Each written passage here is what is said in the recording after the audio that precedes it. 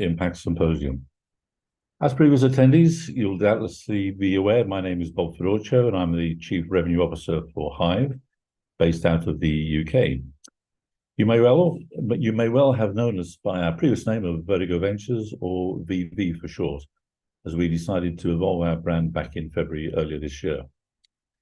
We've been in the impact space since 2009, helping to support institutions in capturing, understanding, and demonstrating their impact through our training, consultancy, and technology services. As ever, we're delighted to welcome so many of you from around the world for our biggest symposium yet, with around 500 registered attendees from over 35 countries participating, hopefully this morning, although we expect many more from distant time zones will be mostly catching up after the event. With that in mind, just a quick word on housekeeping for today. As there are so many people on the call, we'd appreciate it if everybody could keep self-promotion to an absolute minimum. But please do introduce yourselves in the chat, as you can see some people already have. We'll be also accepting questions from the chat and also the Q&A function for our speakers later today. And we've also introduced additional time into each session to accommodate for this Q&A session as well. You may also wish to change your name to include your institution or organization alongside it in the pop-up window on Zoom. So the theme of this year's event is Future of Research Impact Assessment. Part of our own raison d'etre has been the introduction of impact into research assessment for UK universities back in 2014. Since then, we've seen the idea and assessment of research impact grow quickly around the world, from Hong Kong and Poland's REF-inspired approach to measuring the impact of universities, through to the different approach recently espoused by Australia, which has changed direction away from its engagement and impact assessment model. In parallel, more recently, we can observe that third sector organizations are increasingly looking towards established practices around demonstrating and showcasing the impact of their activities, while corporates continue to grapple with accusations of greenwashing and the difficulties of providing transparent reporting. And this leads us to today's event, where we have a sparkling lineup of speakers for you to cover the spectrum from the current and future trends of global research impact assessment through to how this can affect the third sector and corporates. Those eagle-eyed observers amongst you may have noticed that there has been a slight late change to our program, and unfortunately, Dr. Sonia Luce, with whom our CEO Laura Tugger had previously been engaged with at the recent CPSG meeting in San Diego last month, is unable to join us for the second panel discussion of the day. So that's the event we have for you today, and with that, we can begin by warmly welcoming our first keynote speaker, Sir Peter Gluckman, who is President of the International Science Council. All yours, Peter, and thanks for joining us at such an antisocial hour for you in New Zealand.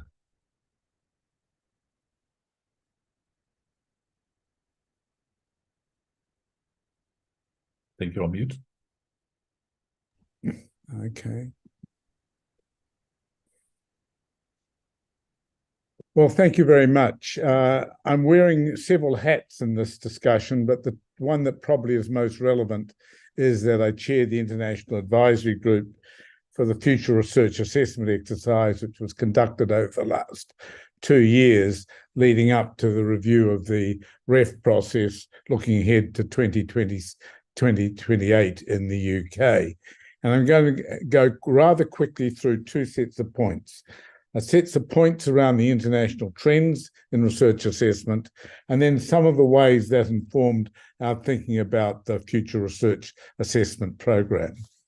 But I want to start with something that I think we need to think more about, that the way in which research funding, the way in which universities are constructed, the way in which research is largely published has traditionally been in what Gibbons called Mode 1 research modalities.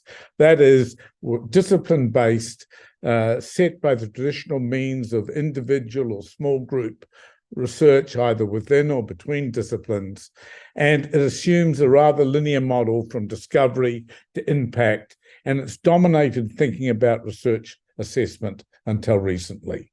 The whole system is built around Mode 1 research. But increasingly, it's now recognized that a large amount of needed knowledge comes through through marriage of academics with the applied, the end user, what you might call transdisciplinarity. And we're seeing a great trend towards thinking about the importance of mode 2 research to deal with the issues of the complex problems which societies, public policy, and business increasingly face. And I think a lot of the thinking about where research assessment goes is linked to this shift or this gradual shift from pure disciplinary traditional mode 1 research to mode 2 research. And this is perhaps best exemplified in these 3 reports of the International Science Council, which I encourage you to read, particularly Unleashing Science, which discusses the issues and the reasons why science has not been particularly effective at addressing a large number of problems, particularly related to sustainability. And that leads to a second report, which is one I co-authored with Matthias Kaiser from Berlin, on the emergence of transdisciplinary research.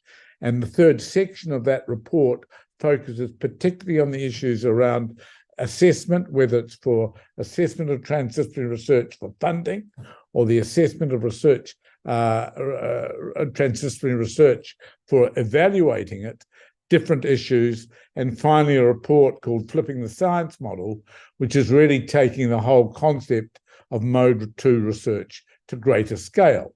Now, this is not either or, both kinds of research are needed, but it's to emphasize the fact that until recently, the dominant model of research assessment focused and presumed all research was in the mode 1 model. The purposes of research assessment are, of course, multiple, and the chair of this session highlighted already there are different reasons for looking at impact of research, and therefore when one looks at research assessment, one needs to be sure that what is the purpose of the research assessment and how then decide on the form of research assessment that must follow. And of course, in the academic arena, most research assessment in its literature has been based on mode 1 research, individual projects or scholars, and thinking about it in terms of either grant funding, promotion, tenure, or fellowships. I won't get into the issues of ranking systems and all the problems around composite indices, but they have confused the discussion over how research assessment should evolve. But importantly, and I'll come back to this in a moment, that the unusual situation of the UK and to a certain extent and New Zealand is where research assessment is used for the particular purpose of the dual funding of the institutions. And that has critical assessments implications for how research assessment has evolved. And I'll come back to that in a moment. And then the last point to make, therefore, in that regard is research assessment creates incentives. In the case of the dual funding system, it creates financial incentives. And in other systems, it creates incentives around promotion, tenure, et cetera, And all incentives always have intended and unintended consequences and spillover effects. And they can't be avoided. But the issue is how to minimize the unintended consequences of any research assessment process. And then we've got to deal with the reality. And the reality is that while we pretend that research assessment is an objective process, it's always got a level of subjectivity to it. But when we do research assessment and when we design research assessment schemes, we must think to try and safeguard the quality, acknowledging that quality is a difficult word to define, on all domains of research, whether basic applied, whether in the humanities, the social sciences, or the natural sciences. And that's a hard ask on any system. And then we have these issues. What does research quality or research excellence mean? And to whom? And when in relationship to the production of the knowledge? That's not an easy question to answer. An academic will say its quality is determined by when he or she's completed the work and it gets celebrated in some way. Point of view of the end user, potential end user, the taxpayer, society, that may be years before it either is seen to have been good research or to be unimportant. And what does impact mean? And again, how impact's defined and thought about is really important. I'll come back to that. What does engagement mean? What does research environment mean? What does research culture mean? These are all words that have multiple meanings to different people within the sector and across the sector. And then we tend to claim that peer review is the gold standard.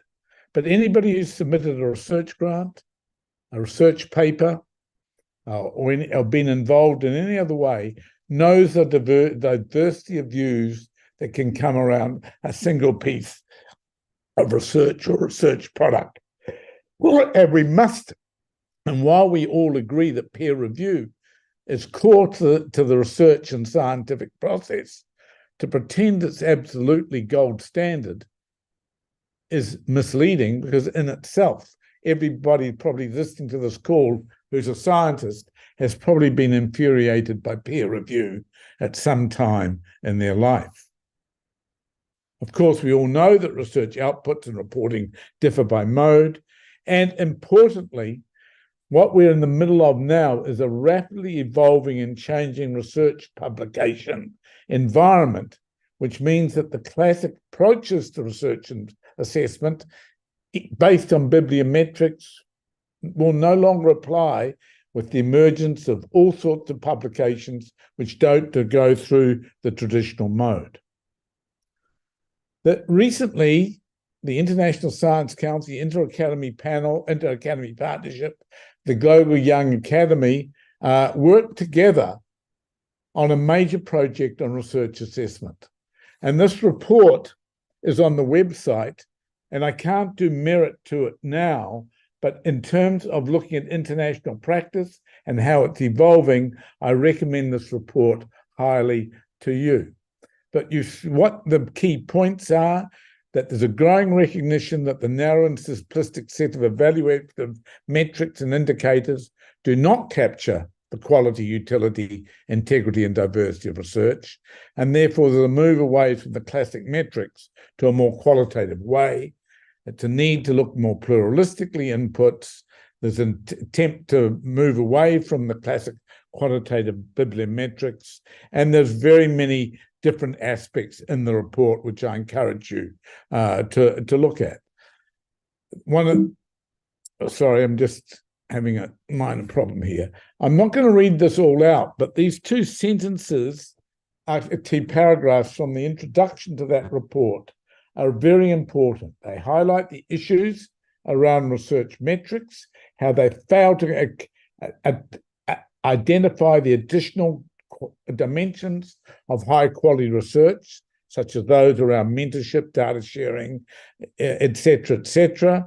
In addition, they actually have the ability to be perverse in what they produce. And as the second paragraph highlights, the reconsideration of research assessment is occurring against the background of enormous transformational shifts in the way research is being done, and particularly the rise of mode 2 research, and communicated in ways that include all sorts of things like open research frameworks, social media, and now the emergence of what does AI mean, something that needs a lot of consideration, and it's yet to be done. The second point I want to make by generic terms is this word impact. And I'm highly influenced in my thinking by this work by Sievertson and Meyer, again, highlighting that impact is a word that encompasses two very distinct phenomena. The phenomena of extraordinary impact, where a single result leads in a linear fashion to something that's seen to be impactful on health, economic, cultural, technological developments.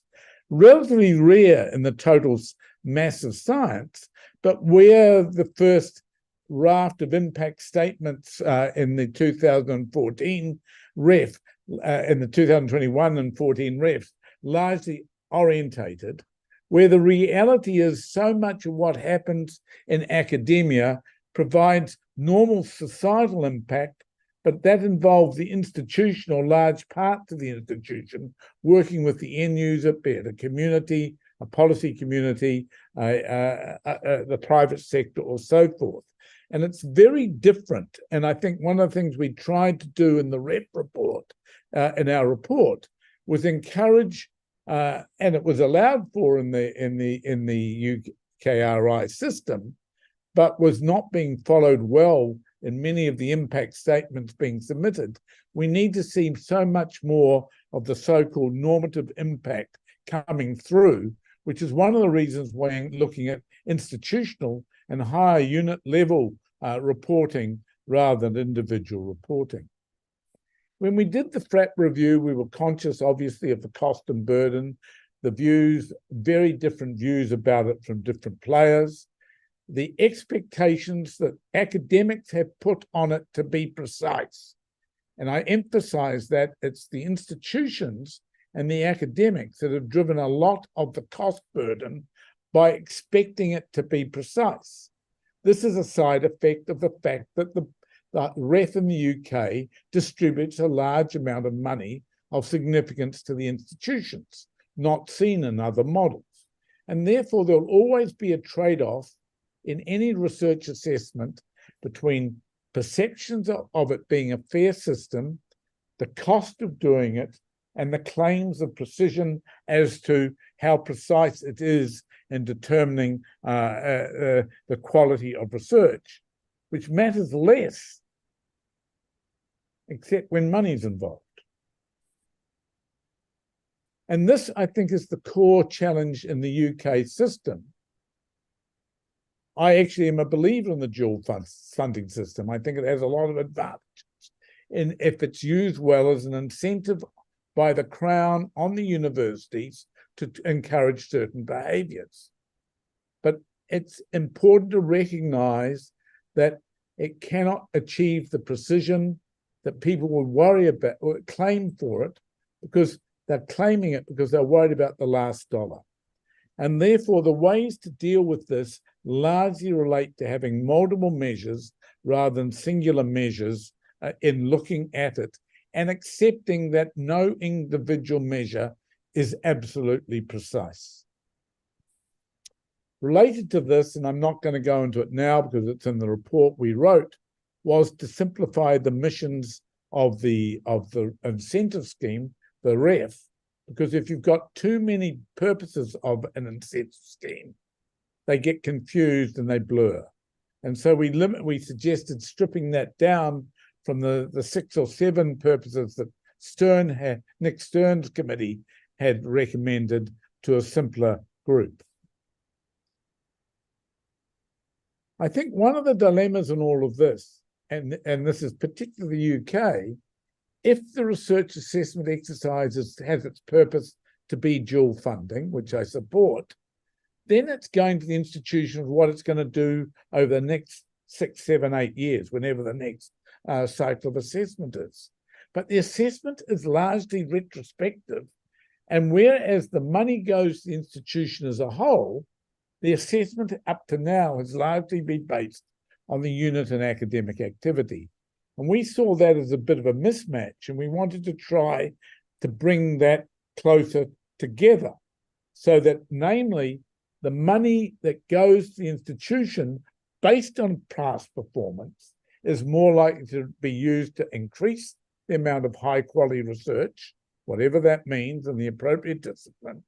Has the institution got a strategy as a whole to move into the future, both by producing quality and impactful and engaged research, but also being adaptive to the changing times, which have been caught up in the culture statement, but I think are much broader than that around the emergence of new disciplines, cross-boundary activity, etc., etc. And so what we were trying to say is we wanted to see research assessment not only to look at the outputs, but also value the processes and the environments that were more likely to increase the probability of generating high quality research into the future rather than just past outcomes. That the research assessment needed to recognize that the nature of research evolves, and in particular, mode 2 research, team-based research, interdisciplinary research is emerging. There's a broader set of players involved. And recognize also that whatever research system exists must not produce homogeneity. It must encourage innovation, diversity, and not expect every unit, let's say every economics department or every physics department, to look the same.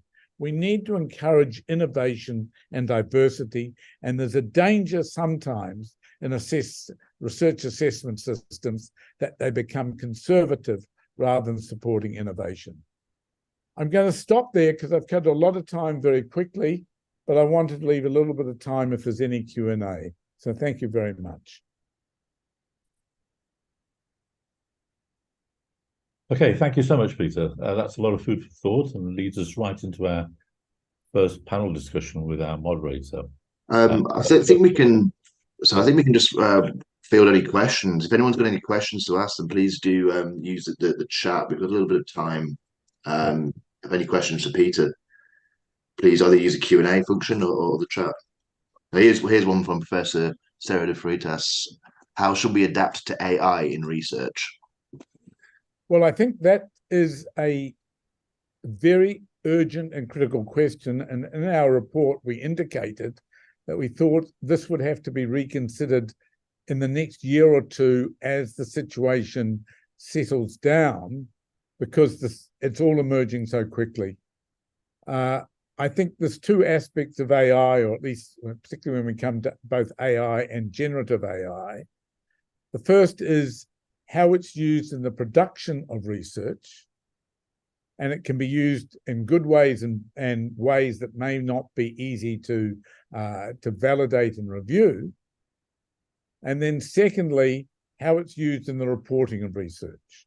I mean, for example, it can be very good for a non-English speaker in translating a not poorly written English into good English without fundamental changing the meaning. That's different to it actually generating text de novo from nothing, or being claimed to be a co-author on a paper, as one or two people have done, perhaps in a slightly mischievous way up to now. I don't think we have the answers to this yet, Sarah. I think there's some ethical concerns to think about how it's declared. I think there's issues of how data produced by AI can be reviewed, what's the algorithms, et cetera, very complex. And I think the issues around AI in reporting of science could both be greatly beneficial, as I said, particularly for people who are not first language speakers in English. And we tended to think that the scientific literature is dominated by Anglophone, and we forget that there are many, many researchers in the world who are not English is not their first language. And secondly, I think the issues around what it might do in terms of accelerating predatory journal publication behaviours is something that's a great concern. So the Centre of Science Futures at the International Science Council has been surveying around the world, looking at the issues that have emerged in this area.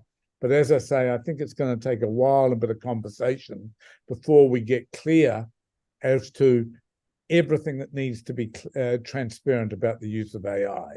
We can't stop it being used. It's got critical uses in science. A lot of people are using it in big data analyses, which is highly proper. But the issues of how it's being used, the algorithms, the issues then of how it's used in reporting are very different. So I think this is happening so quickly. I think there's a question to ask again in about 18 months when a bit more conversation and experience exists. I know there are groups looking at these questions in great depth, but I feel uncomfortable to be definitive about it yet.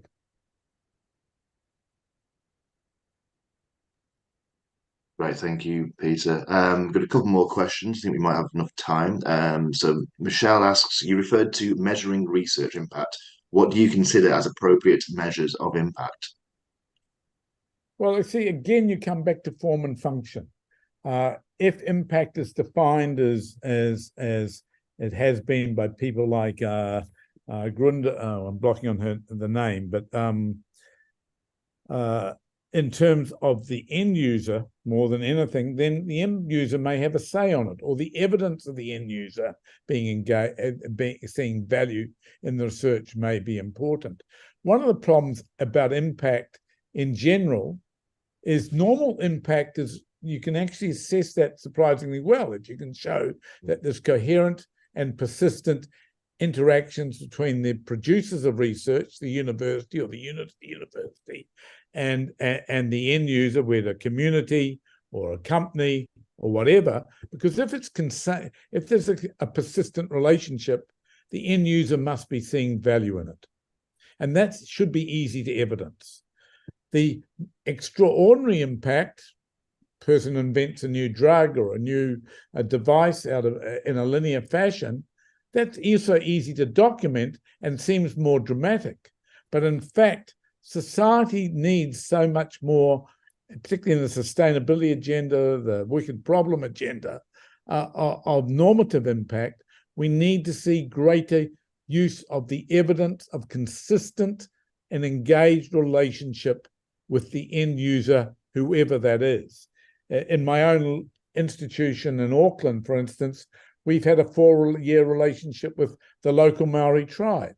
The fact that they keep on putting resources to us to do work for them suggests we're having impact on them. That's sufficient evidence that it's valuable impact. So I think it's a matter of thinking about the definition of impact, as I put on the slide, and then saying what's the evidence, if it's normative impact, that there is a consistent and wanted relationship between two parties or more. And if it's about linear impact, then you should be able to document that anyhow. I mean, it's difficult because the classic example is how you show you have impact on public policy. Very difficult to do, because most cabinet papers or whatever, you can't say it was Peter Gluckman who forced the minister to change his mind on this or that. But you should be able to show evidence of repeated interactions with the ministry, shows that that there is some engagement which does relate to the outcomes that may or may not have occurred. So I think it's a matter of judgment. As I said, it's all subjective, but you can actually judge whether there's a real relationship. If you have a relationship with a company, if they keep coming back to you and saying, we want more of this, that's real impact. That's great. Thank you, Peter. I think there's a couple more questions. I don't know if you've got time to answer them. I'll send them through to you privately. If you do, that'd be great. But I think, Bob, we need to move on to the next session now. So thank you very much, Peter. My pleasure. I'm going to sign off, but I'm happy to help in any way. Bye. Thank you, Peter. Okay, so some food for thought there. Well, this now takes us into our first panel discussion, and let me just introduce James Wilson to you as the moderator for this, and I'll hand over to you. Thank you for hosting the session, James. Great.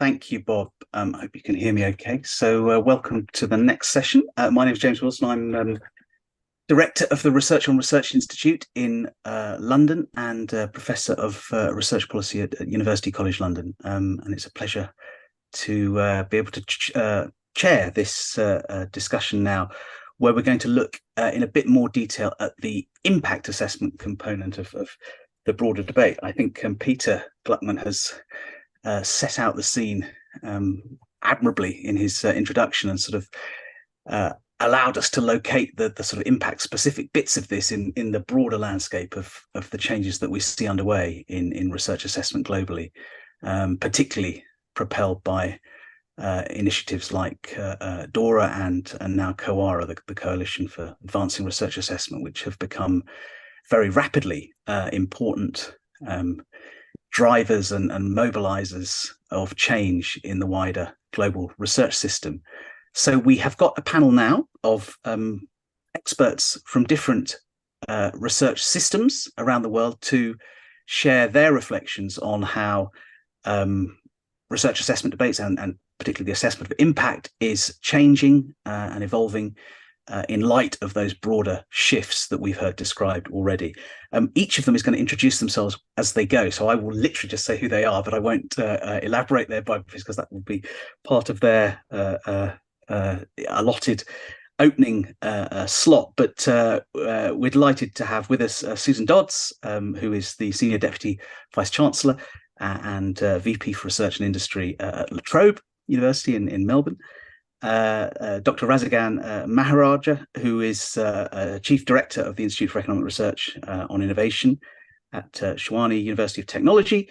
Stephen Hill, here in the UK, as Director of Research at Research England and one of the principal architects of the REF, the Research Excellence Framework that we have here in the UK. And finally, I hope, is Laura with us from Argentina?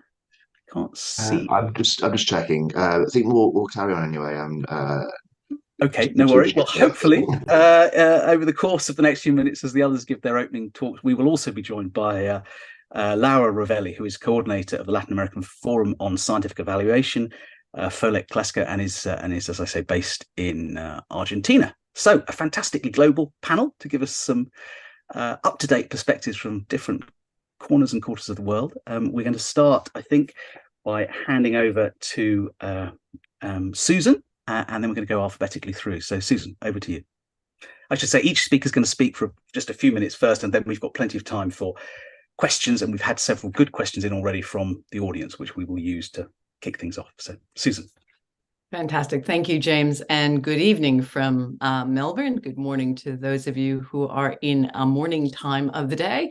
I'm, as you've just heard, the Senior Deputy Vice Chancellor for Research and Industry Engagement at La Trobe University.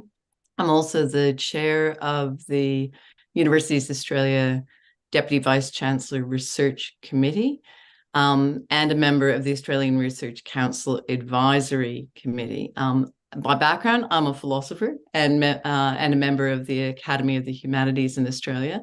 But most importantly for this discussion, I was one of the 3 panelists for the independent review of the Australian Research Council Act 2001, which we were created by the Minister for Education in September of 2022, and we delivered our final report, Trusting Australia's Ability, review of the Australian Research Council Act 2001 in March of this year, which was released by the minister in April of this year. The panel was chaired by Professor Margaret Shield, who is the Vice Chancellor of the Queensland University of Technology. She was the CEO of the Australian Research Council during the time when the Australian Research Council developed ERA, Excellence for Research in Australia, and the engagement and impact process.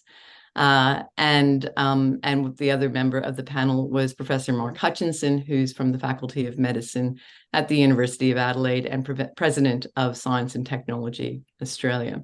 That's probably enough about me for the moment. Thank you, James.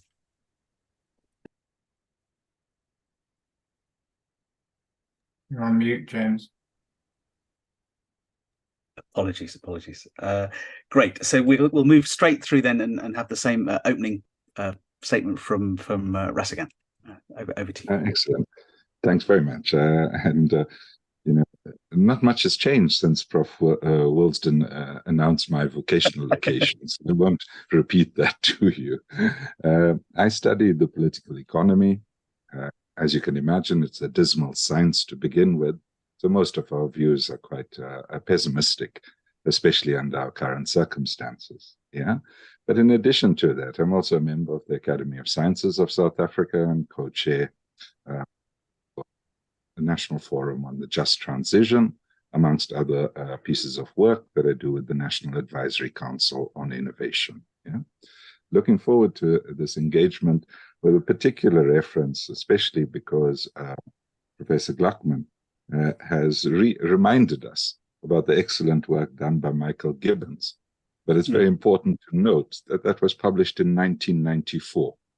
And the world that we occupy today is a generation ahead. A lot for us to catch up, and looking forward to our slot and the panel itself. Thanks, James. Great, thank you. Yes, no, absolutely. As a former SPRU academic, Gibbons and Helga Novotny and their work's very canonical to all of us in these debates. Great, thank you. Good. And Stephen, over to you for a similar opener. Thanks very much, James, and good morning, everyone. It's a pleasure to be here. So, as James already said, I'm Director of Research at Research England. Research England is one of the organisations, along with our colleagues in Scotland, Wales and Northern Ireland, that operates the UK's National Research Evaluation, the REF. And I've been involved in that for quite a few years, and involved in the impact debate and discussion in the UK for some 15 years now, since the introduction of impact evaluation in the Research Excellence Framework, as well as other steps that were taken in around 2008, 2009 to introduce impact evaluation into grant assessment as well. So I think in terms of the REF, we've been on a journey since REF 2014, where we introduced the first time evaluation of impact.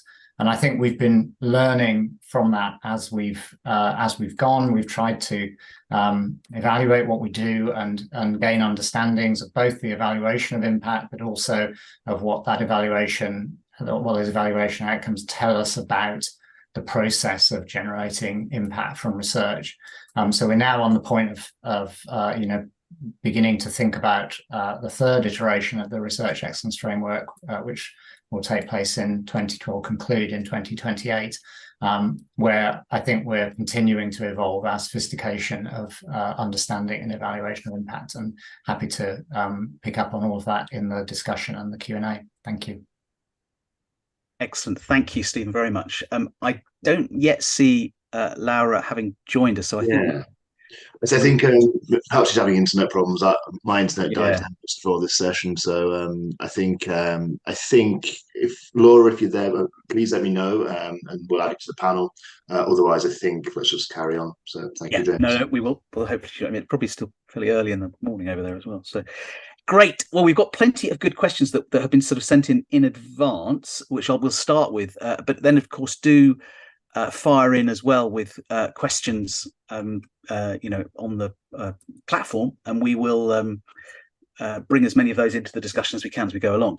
So I'm going to start by just picking some out that have sort of come in already, and we'll take it from there. And we've got sort of questions going to each of you in turn.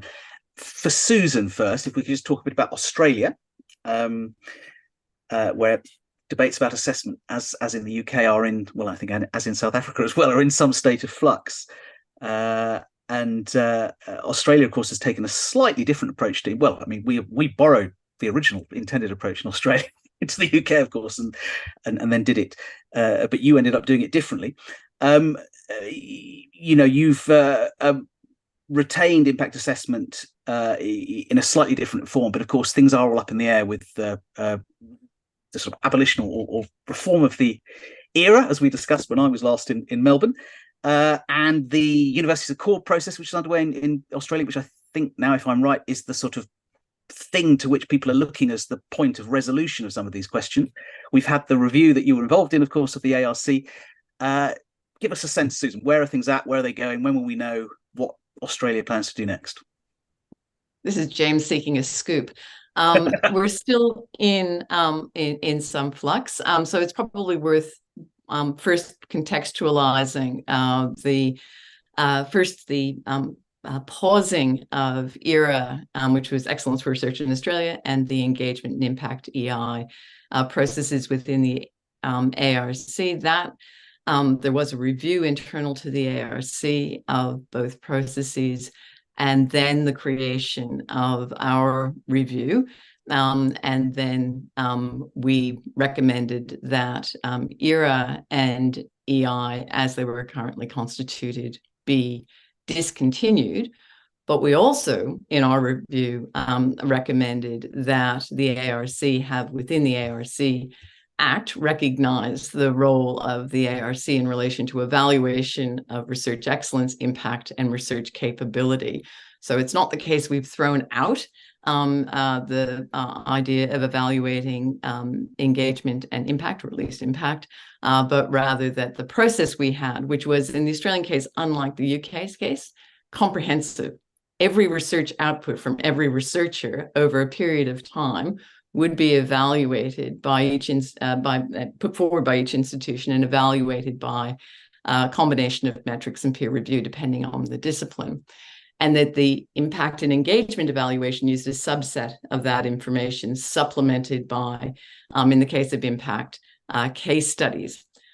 That cost each university in Australia approximately $1 million a year to run. And the initiation of ERA, under the chair of our review panel, was to establish that we had good quality research happening in Australia. We established that, so we didn't need to keep doing that given the cost there was. The discussion we had around impact and engagement and ERA was they were both very retrospective, and they were competition between institutions. And that they were, in the case of impact, focusing on publications leading to impact, publications going back 15 years, impact within the last 5 years, which is too narrow a band for impact and too narrow a base for the research that might be leading to it. So we thought that there might be other ways in which impact, if the intent is to demonstrate the public value of public funding of research, you might do that slightly differently. If your intent is to show how fundamental research has ramifications, you wouldn't restrict it to within the institution or within the field of research. The Accord process, it has within it the question of where will Australian higher education be in the next 20 to 30 years?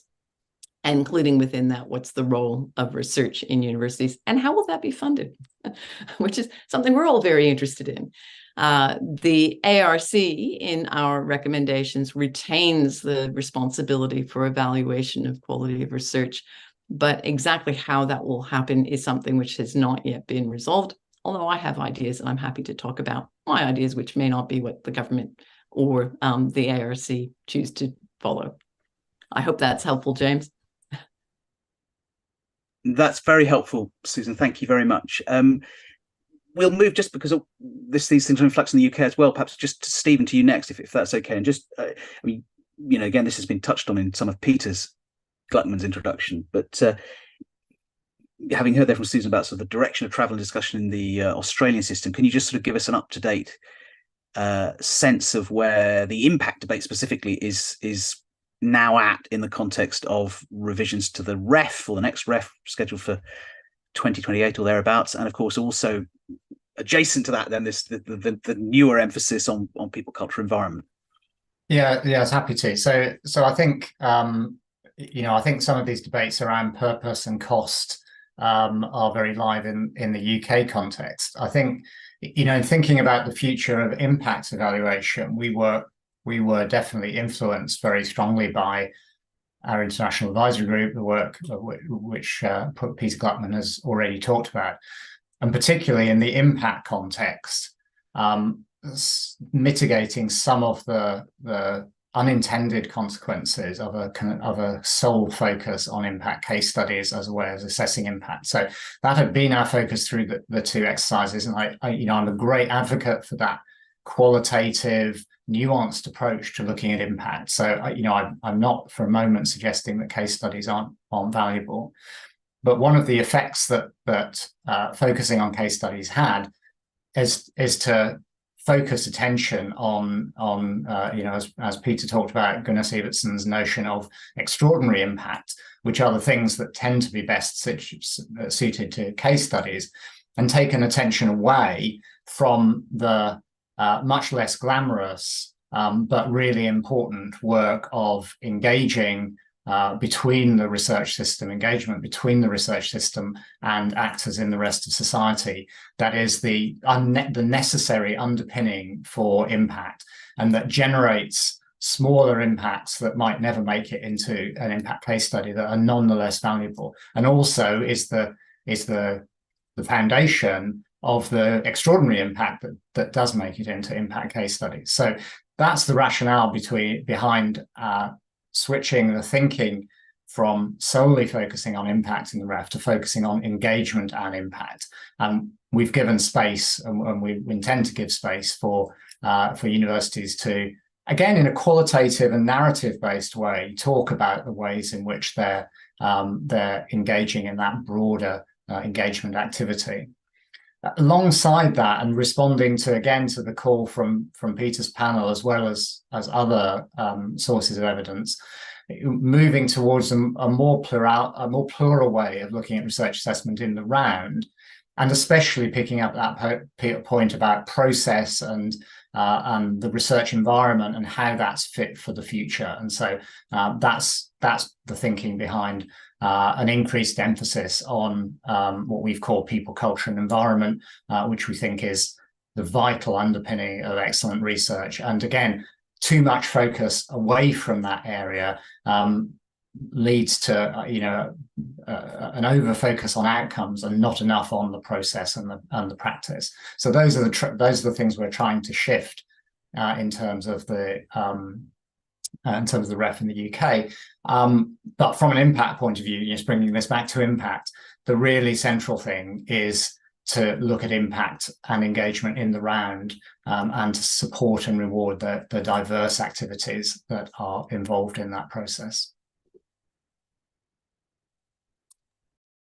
Great, thank you, Stephen. That's really helpful. And yeah, as you say, these debates will continue to rumble and intensify here. Restigan, if we turn to South Africa, I mean, again, it'd be great to hear from you where things are at with discussion of research impact specifically, and I suppose assessment more broadly. I know from my own discussions with colleagues at the National Research Foundation over there and John Mugabe and others, that there is a sort of quite live discussion, I believe, in the South African system about changes to an overall national approach to research assessment and responsible assessment. So it'd be great to hear a bit more on any of that and sort of where you see things going in South Africa's approach over the next few years.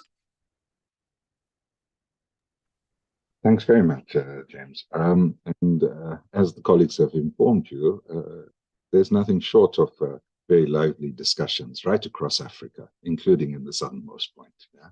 And we continue because of the challenges that we are confronted by. And it's necessary that we have such engagements. Yeah.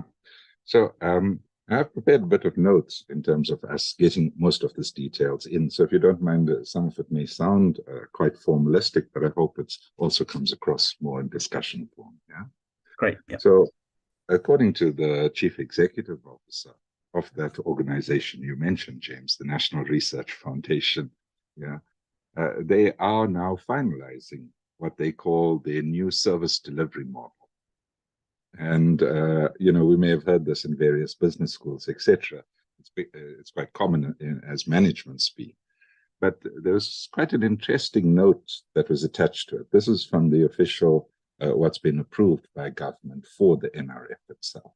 That they want to put an emphasis on emphasizing innovation capability of the research enterprise to improve its impact on national development and broader society in the coming years. So it's not just as a management tool itself, it's also in terms of its contribution to national development. And that's really the emphasis also in terms of thinking about the future. And as Fulafelo also mentioned, the research impact framework,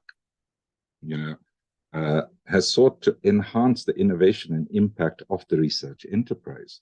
So to date, what we've had is in the 2020-21 financial year, the framework was approved. In the 21-22 financial year, the implementation plan was approved.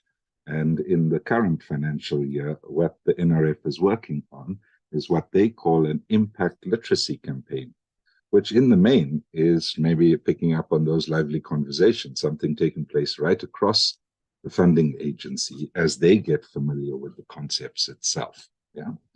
Now, all of that sounds kind of abstract, It is, because it's removed from its context. And very much like Susan and Stephen mentioned, it's important that we locate these institutional dynamics within the broader context that they're taking place in.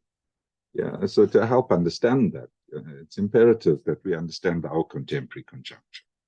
South Africa just released its census, which was undertaken very sadly in the year 2022. And as you can imagine, for any research exercise on a mass scale, it's not necessarily the best time to have undertaken it. Nonetheless, we do have a result from that, and that confirms our population is currently 62 million people. Yeah, I'm emphasizing that because we are a small country. Yeah, South Africa is the third largest economy in Africa. That's also something important to note. No longer number one economy. It's been overtaken by larger countries, larger populations. Yeah. In this report, there were two major statistics which were presented, and then as Cabinet took these decisions, became quite important. The first point mentioned is that the number of persons aged 20 years and older with no formal education reduced from 19.1% in 1996 to 6.9% in 2022. That's a massive change, but it's about the improved literacy across the country itself. Yeah. The second point is that the numbers of people completing secondary education more than doubled from 16.3% in 96 to 37.6% in 2022. The post-secondary or post-school education and training system has also seen massification, not doubling, but nearly there, from 7.1% of the population in 96 to 12.2%. The reason I'm raising these issues at the quantitative level, it's giving you a sense of scale.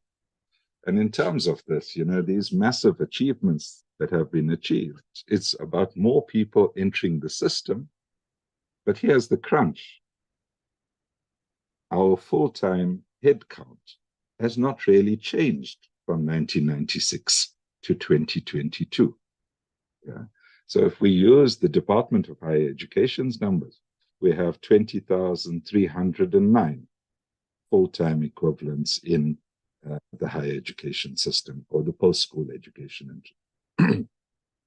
If we use the numbers from our National Advisory Council on Innovation, this gives us the number of 34,072 headcount. So relative to a system which now has over 1 million students in it, these are the few numbers of staff that have to deal with them. This places an enormous burden in terms of the teaching and learning load. And it has negative impacts then on the research and innovation legs. The third mission, community engagement, also suffers because of that. So kindly keep this in mind with respect to us applying a very complex system. And thanks for mentioning the numbers, Susan. You know, notwithstanding the currency exchange, it is extraordinarily expensive to conduct such assessments, and especially where resource scarcity. So Dr. Linda Mtwisha, who is the Executive Director of Research at the University of Cape Town, you know, she actually mentioned this, and that assessing impact is time-consuming and resource-intensive. And I frame this back at us all, because for small countries, small systems, countries undergoing significant economic stress at present. And by the way, this is all 54 countries of Africa. Higher level of indebtedness is leading to knee-jerk responses from the governments, which are austerity measures. So please, this is my third contribution about the RAA agenda. We are trying to perform high-quality research about the research we are doing in a system where our gross expenditures on research and development are actually decreasing. And this is a consequence of the austerity model. And, you know, I notice you nodding, James. I'm sure I would have hoped Stephen would also, because we are reading the global geopolitics, and it's the same model being applied, at least in Blighty as much as us. This austerity model, which seems to underspend when we should be spending more to pick up the system. I'm sorry, I'm sure the colleagues know all about digging a hole, and at the point we need to stop, not before we reach Australia, but at least to turn our system around it. So with research intensity or less research intent situations, it's particularly problematic to do whole system reviews. And here the issue about whether we can, working with our regional partners, etc., look at it in a more selective form is an idea I would propose as one of the ways forward for us. Working with particular sectors and looking at the impact in that sector, noting the polycrisis, noting we are beyond mode 2, we are in an innovation space itself, gives us this opportunity. Public engagement is key, as you mentioned, Stephen, but also key to all our systems, because that legitimacy and turning around the austerity key really needs to be driven by the public's multiplicity that we serve and the impacts that they see deriving from the investments in public good research and development. I hope this helps answer the question from some. Yeah, no, thank you, Russell. That's very, very helpful and really, really useful. I think, maybe we'll just take your last point in particular about the balance between, methodological precision and the design of these exercises and the overall cost and bureaucratic burden that they impose on systems, particularly, as you say, systems which may, in real terms, be suffering from reductions in overall budgets. So in a sense, you end up dancing around the head of a pin you're assessing a system to which the real answer is more investment rather than ever more precise methodological approaches to assessment. And one could, I guess, say something similar about all three countries here, but Australia, of course, at least at the moment, hasn't had much of an uplift in overall aggregate public spending on research, for even though obviously you've got a change of government at the moment. So maybe just spend a minute on that, and I think then we'll play in. There's some very good questions in the Q&A, so we'll kind of come into those off this. But Susan, let me come back to you on this. But this was a big part, as you say, the pause that Jason Clare, the minister, initiated in the era when Labour in Australia took power last year was, as I understand it, in large part prompted by concern over that £1 million per institution per year cost and the overall sense that the burden of the exercise had got out of kilter with the benefit it was bringing. As we look now to where things are going, and maybe we'll link in, there's a fourth question in the Q&A here to you, saying, you mentioned you had some ideas about what assessment should look like in future. Can you give us a sense of what you're thinking? So generally on the bureaucratic cost benefit argument, but also specifically sort of how then do you see that being resolved?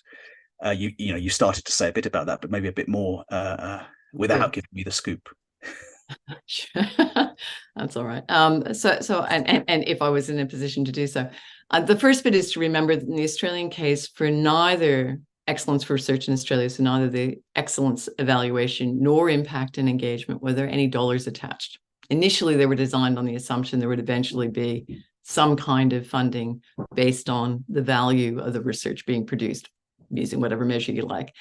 So one of the reasons why the idea of spending so much money in trying to track quality and track impact and engagement was that it seemed crazy to have us competing with each other to get a better outcome in terms of our research excellence or our research impact without there being anything that the government was backing up with that.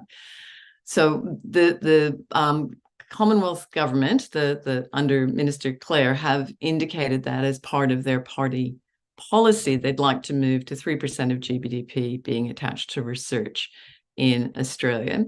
The question is, how do you get there? Would you be looking for more government funding? Not likely in the current environment. Or would you be looking at more industry involvement? And that's one of the reasons why people in the past have been interested in the engagement piece, because in the Australian context, engagement is associated largely, not exclusively, with commercialization, research translation, licensing, and value to the economy.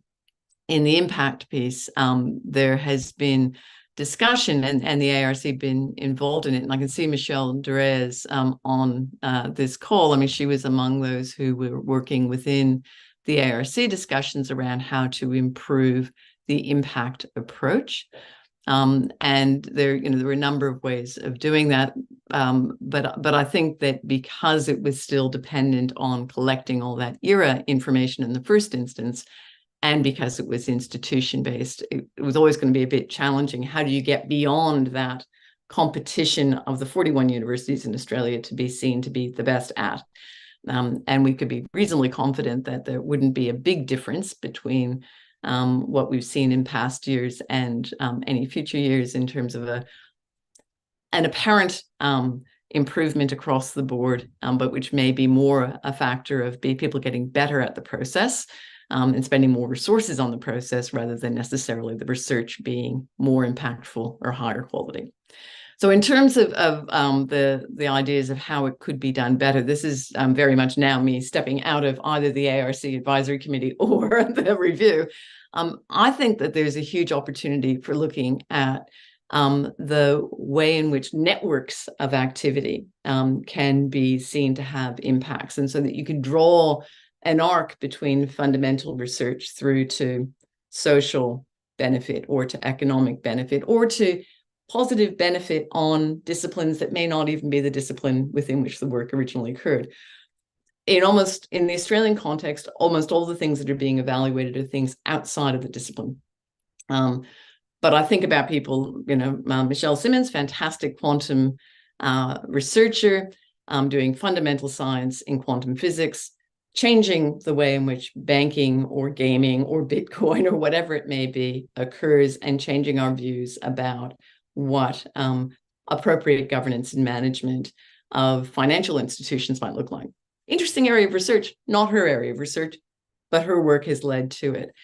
So I think that there's some opportunities for using things like persistent identifiers for publications, researchers, grants, and equipment to show how public investment in those things can have effects on other areas over time by looking at the networks. And this is where AI actually might be useful. And that there's also opportunities for telling that qualitative story to bring together those accounts, but it would be a much broader account than just how have people taken up the immediate effects of my research in changing, a policy or in commercializing a piece of my activity. Be much broader impacts and could be seen as globally significant, and it could also be recognize the collaboration between researchers, between institutions, and internationally, which I don't think any of us have a good process for at least drawing a picture of that, even if we can't tell the story about how our institutions are fully responsible for it, because they're not. So I think that there's a way of talking about impact which moves beyond institutions and research disciplines to really being what's the effect of the research that it gets supported by public funds. Great, thanks, Susan. That's really helpful. And yes, if people haven't checked it out, Michelle's Duria's slides that she's put in the chat are an extremely useful summary. I've just printed them out while Susan was speaking there. Summary of where things are at in the Australian debate. So excellent. Thank you for that. Stephen, just the same question really. Again, you touched on it, but maybe just a bit more on the specific bureaucracy, but because clearly it's a hot topic in the UK as elsewhere. Yeah, and I think Rasaghan's challenge about how do we make sure that this activity is net adding value to the system is a really important question that we need to answer, and that will be very, very context dependent. So in the context of the UK, where we have been fortunate to have some increases in overall research funding, both public funding and private in recent years, and where we do use evaluation to drive the distribution of that funding, then I think that's a very different context from one where the linkage between assessment and funding is much weaker. I think that when it comes to impact evaluation, I firmly believe that the only way to do it well is through essentially a qualitative analysis of one sort or another, that you can I think I agree with Susan that understanding the networks and the way in which knowledge moves through networks is a really important part of that. But essentially, it comes down to a qualitative assessment rather than there being simple things that you can count. So inevitably, that means that you're into a space where the costs are going to be significant and something that you have to think about. And in terms of the REF, we're very aware that impact case studies and the new engagement narrative that we're deploying for the next exercise are products that universities need to produce that they wouldn't produce if it wasn't for, well, at least they wouldn't produce in this format if it wasn't for the assessment. So I think we need to be very mindful of that and think about the relative scale of that activity as we do it. Having said that, I think it's important to recognize that there are benefits that come from impact assessment that go beyond the assessment process itself. So, when we conducted an evaluation of impact in the first REF in 2014, this was independent work that was done for us by RAND Europe.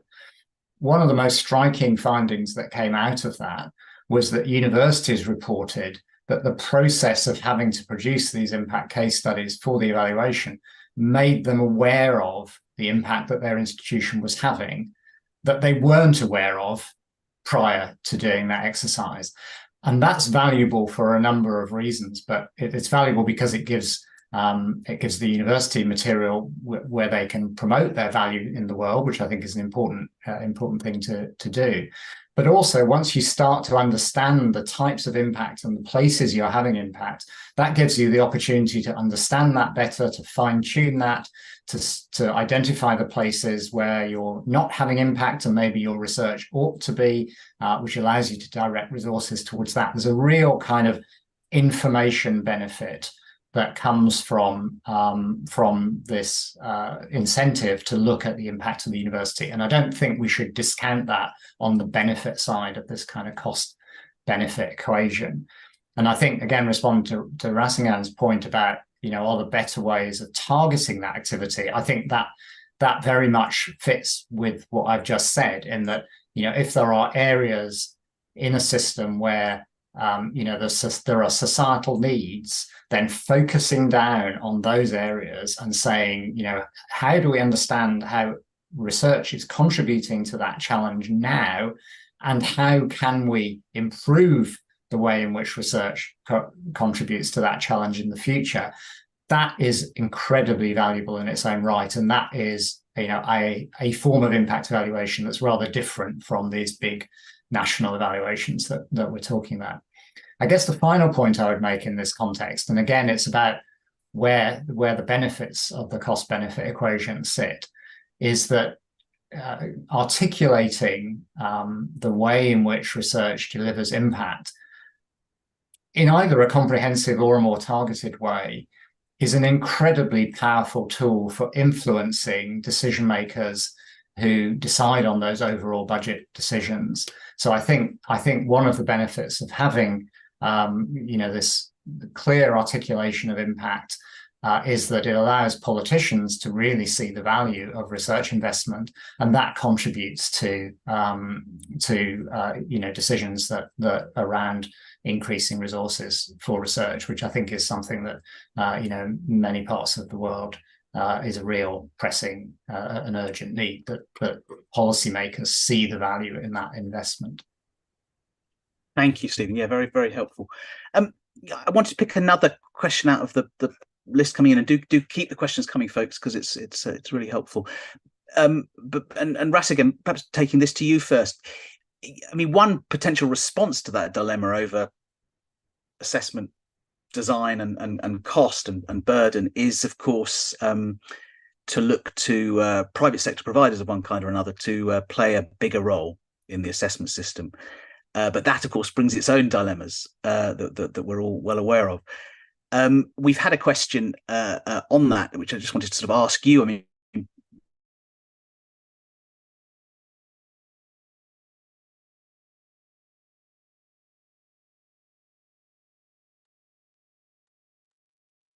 James, you've frozen. Yeah, I think we seem to have lost James. Alex? It's all evil, but there's clearly a dilemma there. I always remember when I chaired the Metric Tide Review for the UK system some 10 years ago now with Stephen and others, and we laboured over this thing for sort of a year and a half, a panel of us, working on it. And when I went in to present it to the ministers before we published, a couple of days before we published it, Elsevier had been in 2 days earlier and essentially told him that they could do the whole ref for sort of a fifth the cost, and using their own system. So these things are ever present as tensions and dilemmas, and of course in some ways possibilities. How does that look from a South African perspective? Excellent point. And we were all watching you a bit when we thought you had frozen. We thought the polar vortex had returned. I'm raising that also because of the nature of the polycrisis that engulf all of us. And really, in terms of responding to the question, if colleagues don't mind, we need to take a wider view before we narrow in and focus. Never before have we had 8.1 billion of us alive at the same time. We're doing a good job on killing off a lot of people, but at the same time, the scale of humanity occupying this planet is huge. The systems that we've largely derived operate suboptimally relative to that huge population potential. And I strongly believe we are failing ourselves because some of the categories, and here I'm linking directly to what Prof. Wilsden is raising, the categories of how we define what is public, private, etc., also require much more attention from us. If our focus is enterprise, the question of ownership takes a different layer as opposed to how it's been presented across the 19th and 20th centuries. We are in the 21st century of our common era, and I think there's a lot more opportunities inside that. So, James, what I'm basically raising here is these gaps that our colleagues, Stephen, Susan, even Peter had raised earlier, between what is subjective, what is objective, the gap between basic, fundamental, and applied, as well as the spectrum between research, development, science and technology, and then knowledge itself, which ultimately is what we are contributing to, needs much more attention from all of us. The South African situation is also peculiar because, we are the second last country on the continent of Africa to achieve national liberation. A territory in Africa still remains under colonial occupation. That is Western Sahara. We have now only reached 0.62% relative to the 3% target that Australia may have. Our target was 1.5%, much more modest. And you can see at achieving 0.62, how far away we are even from that low target itself. And a critical contributor to that, or to us not achieving on target, is the lack of private sector investment. And I mean this here on the basis of the empirics that we have available to us. We conduct surveys, Frascati manual-based surveys, we conduct Oslo-based surveys, etc. So the numbers we have available to us show us this decline, almost a type of investment strike by the private sector, but it's within a shrinking economy. And so after COVID-19, from the narrowest economistic view, is that our material situation is as bad as we were in the year 2004. We've been set back during that. So after long periods of colonial occupation, racial capitalism, and apartheid, this post-apartheid reconstruction and development, like I mentioned earlier, did deliver some progressive transformations. But the bulk of this have really been supported in the main by the public sector restructuring and reorganizing itself. So we've got a huge wealth, and we've all seen this during COVID-19, in particular, global pandemic, where this little country of then less than 60 million people at the bottom end of a continent largely marginalized in world system was generating research results that drove an entire global response, including the identification of the first variant, which is significant. I can't belabor this point anymore. Yeah, while at the same time we remain, also entrapped within systems that are not transforming at the pace at which we demand this. So, and by way of example here, the Republic of South Africa, together with India, proposed to the WTO, World Trade Organization, a relaxation on intellectual property rights during a global pandemic. I'm sure all of you will be familiar with the fact that today, months after the WHO has called off the pandemic, this issue has not been resolved. In other words, Africa remains unable, purely on the basis of institutional regulations, to produce the type of vaccines, etc., required, whereas we have both the scientific and technological capacity to do this. This is why I'm saying we need to rethink these linkages and those terms that segregate and keep us separate. We need to work together. This public and private sector working together towards achieving particular goals seems to be our only salvation at this point itself. And I think there's a lot to be gained from us also sharing this. Yeah, I use the COVID-19 example because it's its strongest form. Yeah, and at the same time, we need to be extremely wary of what comes across as corporate state capture. This we know, it's an old literature that's been going on for a long time. Yeah, you'll excuse me if I use a popular name of a fast food venture. If they operate a university, it's about turning over burgers faster. It's very different from us teaching nutrition, the question of the ecology, and whether we should actually be farming beef. I'm teasing you, but I hope you get the picture arising out of it. We need to moderate that through public engagement. We need everyone involved in such a discussion. I mean, we can talk about Australia, even the UK for that matter, and the type of reconciliations required inside the societies, yeah, will also help determine the parameters of our evaluation. The impacts must be particular. We can define them, and I think working together, this gives us the biggest possibility.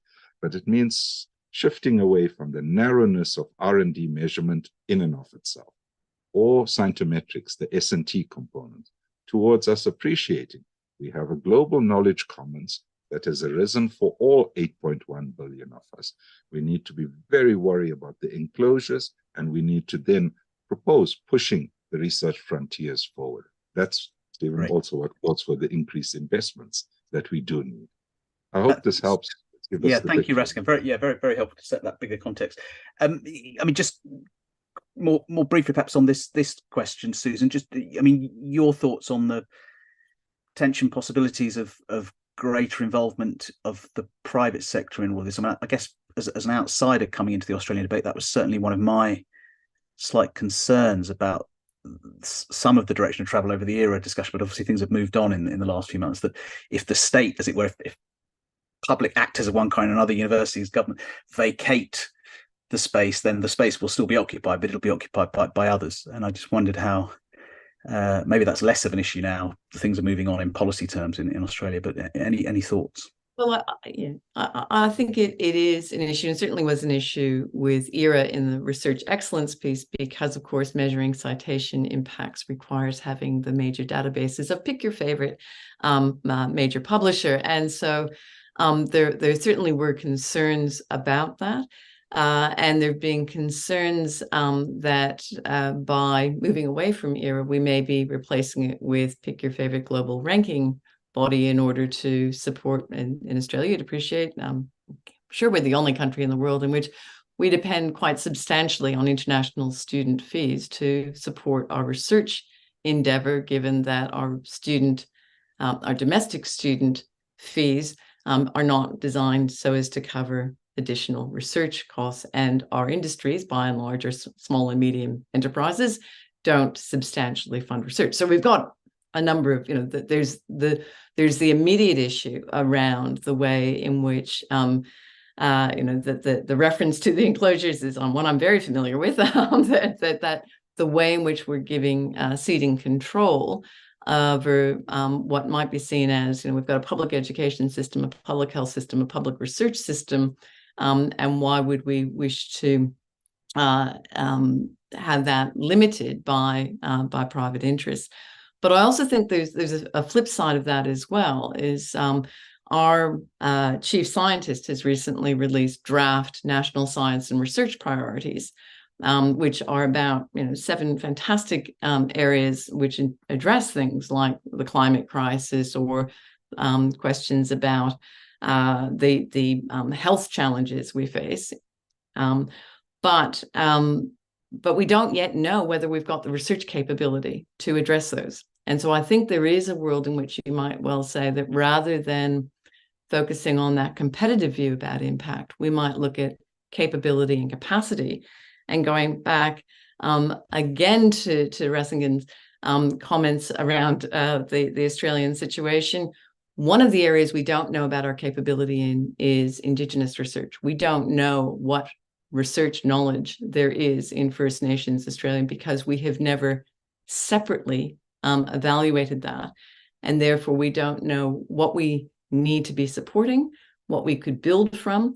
What we've done in the past is we've measured public health research, or we've measured issues in relationships, but we haven't looked at the fact that in Australia, our best public health research should be Indigenous health research, right? Otherwise, we're failing to achieve what we need to. So I think that there's a perspective bit that we could do, which would put pressure on any idea that you might rely largely on the private to do the evaluation of the nation's research capability, but you might supplement the public with a bit of private support if you wanted to measure some very specific element of potential to grow. Thanks, Susan. Very, very helpful. I'm conscious we're low on time, and there's a few more questions. But I mean, Stephen, did you want to add anything specific on that, or? I will just make one very specific point. And I think this debate about private interests in research evaluation is a really important one. But I would actually kind of focus less on the type of organization that's involved and more on the data and the algorithms that we use. So, in my view, those data and algorithms should be openly available, and they should be, those who are evaluated should be able to scrutinize the data on which those evaluations are provided. And I think, if private providers can provide data in an open and accessible way, and commercially add value by the way in which they analyze that data, then that's, in my view, that's fine. But what's important is those data sources are open, and I think that's something we'll be looking at very much in the future of the REF, to making sure it's based on openly accessible data. Great, thanks, Stephen. Very helpful. I'm going to roll together a couple of the other questions in the list just to try and get the benefit of your collective wisdom before we run out of time. One from Kiyu asking, and this picks up on something that Peter Gluckman again spoke about in his opening remarks, the increasingly interdisciplinary, indeed transdisciplinary nature of research, and how well our methods and mechanisms of research assessment are coping with that shift. I mean, certainly in our system in the UK, a model that still relies on 34 or so essentially subject-based panels as the level and organizing unit, as it were, feels increasingly in tension with those broader shifts, although there are, of course, mechanisms I'm sure Stephen will mention to try and resolve that tension within the design of the exercise. So sort of any thoughts on that, and if it's possible to just roll together. Sarah de Freitas also asks for more specifically on the engagement aspect as distinct from impact, which of course has been part of the Australian discussion, and in some ways is I guess incorporated now, Stephen, in some of the newer elements of what's happening with the REF here. But so those two things really, in all of your three systems, as it were, elements of adjustment for the growing emphasis on inter and transdisciplinary research, and also emphasis on engagement as a strand. Let's start now with Susan again and go Susan, Stephen, Rasjan, if that makes sense. Great. Thank you. at the moment in the Australian context, we have both the challenge of recognizing the humanities and social sciences disciplines, or those that we view as peer review, and those that we see as metric. So even recognizing that we might have two different things that are measuring different ways against the same kind of scale, we haven't yet figured out how to bring them together very well. There was in the last impact and engagement approach a transdisciplinary piece and a First Nations piece, but they were treated as anomalies. And so the question, I think that if you focus on the qualitative elements, then you probably can do transdisciplinary well, provided you've got a shared language. What's more difficult is where you've got a different view about what the goal of research may be.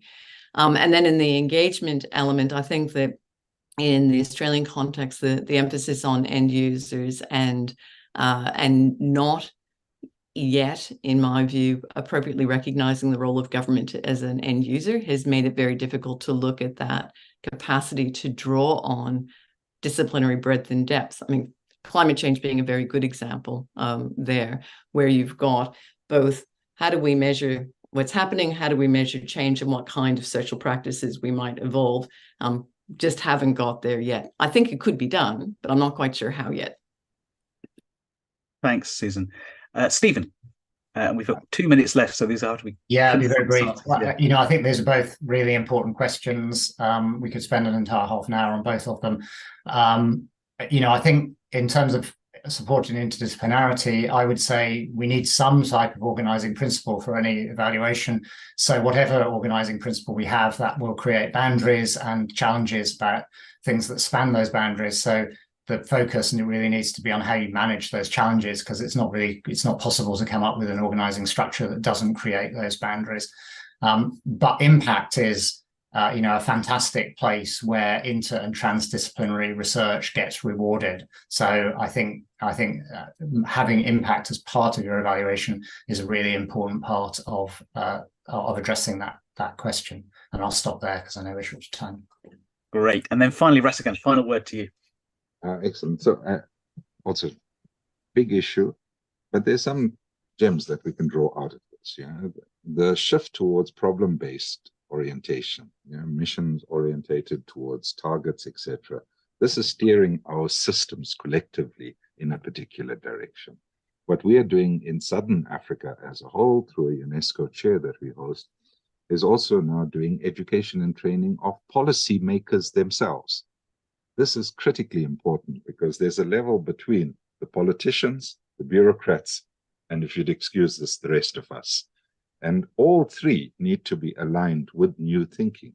It doesn't help if two of those three groups are orientated towards achieving progressive results. Susan, I mean, the issue about climate change, the issue about resilience in terms of food and nutrition, this can only come from indigenous and traditional partners that we work with in Africa, we work with throughout the world accordingly. How do we draw these knowledges into a system that wants to see a scientometric account? So that's what we need to redress, and we need to do it practically. And I think also bringing such policymakers, including UK, Australia, and South Africa, into learning and teaching is critical for that. Thanks very much. Thank you, Rasigan. Great. Well, thank you all very much. We've ended bang on time. I apologise to Saskia, my former colleague. We didn't get your question in, but nice to see you, Saskia. But thanks again to our three panellists, to Rasigan Maharaj, to Susan Dodds, to Stephen Hill. Excellent discussion. Thank you. Okay, thank you, James, and to the panel, and particularly for keeping to time. That was brilliant.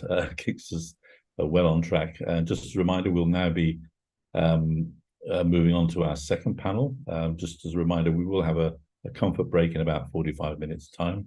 So you can just bear with us, and we'll move straight to the second panel. And here we'll consider the assessment of impact within an academic sphere and against the requirements of the third sector. So hopefully over to you, Laura. Great, thanks, Bob. My name's Laura Tucker. I'm the CEO of Hive, This panel has been a long time in the making for many reasons, and we're very much looking forward to today's discussion. Hive started life working with social enterprises back in 2009 as the sector started to be faced with increasing requirements to demonstrate impact. And once academia started to introduce the formal assessment criteria around impact, first in 2012, as James mentioned in the previous panel, and then obviously from REF 2014 onwards in the UK, it's been really interesting to observe that some of the same principles we've explored in social enterprise have translated over and actually been very useful. One of which is how we look at impact information. And there are models originating from the third sector and the way we look at impact data, what impact is, that have been used within higher education to support the impact case study component of the impact assessments. More recently, from our perspective, we've been having more and more conversations actually with charities and third sector around impact capture. And in fact, I was fortunate enough to participate in the workshop with several organizations last month during the CPSG annual conference in San Diego. That's the conservation planning specialist group that Bob mentioned earlier. And although the drivers for impact are very different from academia, there's still actually enough similarity in this drive for securing additional funding. And there are emerging parallels that we'll be keen to explore in the panel session today. And particularly actually just on Rasigan's final point there, as we are looking collectively to more problem solving, mission-driven approaches, it is really interesting to look at this collaboration piece. And we heard about it in the last panel about the collaboration with industry and what that might look like. So it's really interesting. And from Peter's comment, actually, that stood out earlier, actually that idea of a prolonged continual engagement and engagement piece is really interesting to explore as well. So for us, it's actually this sort of component of impact has come full circle in some ways. And given this context, we thought it'd be the perfect time to gather this panel together today with a view of addressing, what third sector and academia might learn, not only from each other's approaches to impact reporting, but also how can we support what each are trying to do.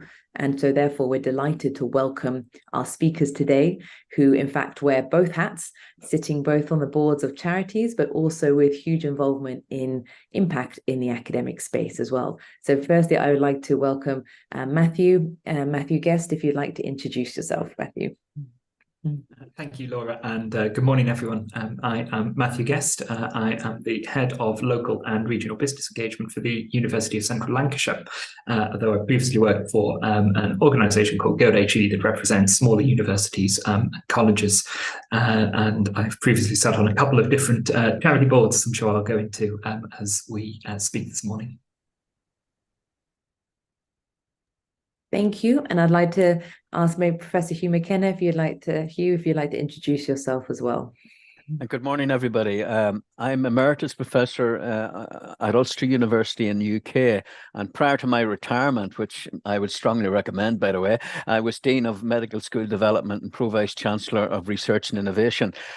We talked a lot this morning about REF, the Research Excellence Framework. I chaired an expert panel in the 2021 REF for midwifery, nursing, allied health professions, including biomedical science, dentistry and pharmacy. I chaired a similar panel in 2014 REF, and before that I chaired a panel in 2008, and before that I actually sat on a panel in 2001. So I'm quite familiar with how impact assessment has developed over the years. I am also a trustee. I was a trustee and chair of a large mental health charity, an addiction charity called Inspire Wellbeing. I was a chair of that for 5 years, and I'm currently a trustee of Alzheimer's Society UK, where I chair their Delivering Support Committee, which is focused on delivering impact and reach across the UK. Recently, that committee was able to get in the region of £4 million as an impact fund. And I also have written on research impact, including a 2021 Springer Nature book entitled Research Impact. So I'm looking forward to this morning's panel discussion. Wonderful. Thank you. So we'll kick off with the discussion, and I will try and keep an eye on questions that might be coming in from the audience as well, and see how we can help address them as part of that discussion. So maybe to kick off, we can start with Matthew, and just from your perspective, I guess, what do you see as the reporting requirements or in the third sector, and really what's been happening recently in that space, and why is it important at the moment? Thank you. I think it's always been I'd start by saying that impact has been something in the not-for-profit sector in the UK and US in particular for quite a long time. So it's not really a new conversation. I suppose one of my main reflections is the conversation about impact in UK higher education feels like it's probably started beyond the conversation that started in the not-for-profit sector. And I'm sure we'll get into that a little bit as we go through things today.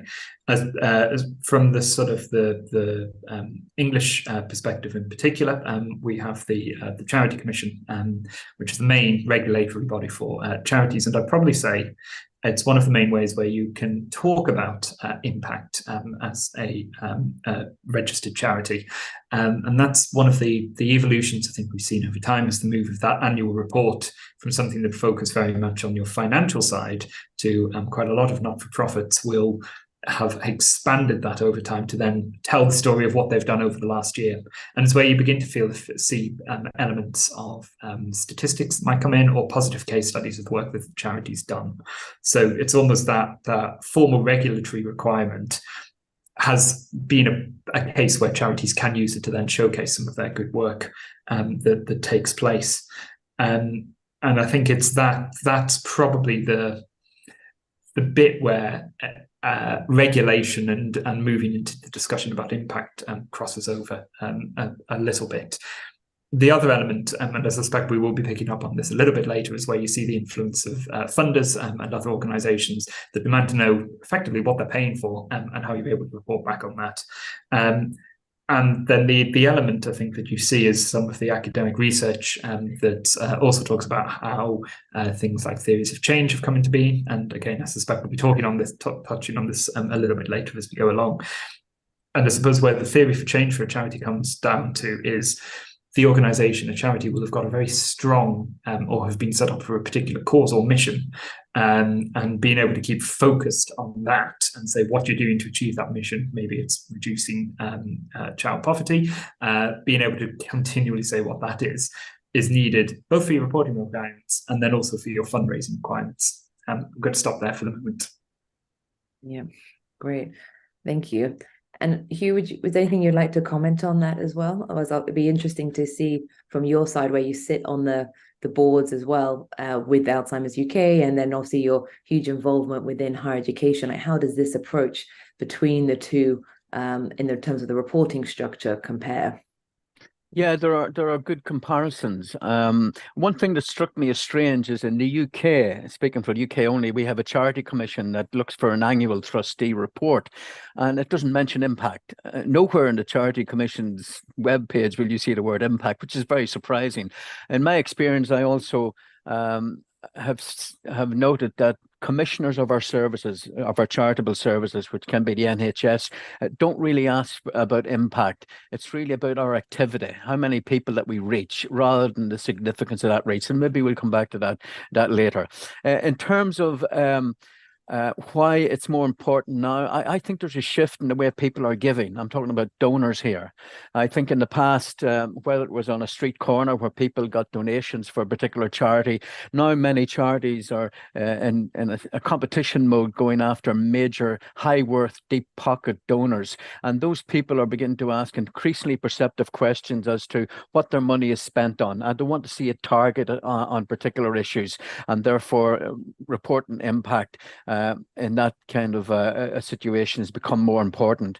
And I think in both organizations, universities and in charities, there's a moral obligation on us to report impact, because as I've mentioned, people donate to charities on street corners and various campaigns, and we have a moral obligation to show that the money that is given and that we use has some sort of benefit. I also think, in terms of higher education, that impact drives behaviour, impact assessment and research assessment generally. And if I cast my mind back, a lot of people undertaking research in higher education, they looked at impact very passively. They got a grant, they did the research, they produced the papers, they presented at conferences, and then they moved on to another grant. They didn't necessarily think about impact. Increasingly, that has changed to people going through the same process, but then perhaps approaching industry or policymakers or healthcare and saying, I think my research could change or benefit your processes or your activities within your organization. And that's become more active. But what we're seeing mostly now in universities, and I think this is a trend we'll also see in the charitable sector, is a proactive approach where at the start, even before we undertake the project, we're asking, who do we need on our team that will help us achieve impact? Who do we need to co-produce, to partner with at an early stage, whether it's the beneficiaries of the charity, whether it is people in leadership positions in organizations?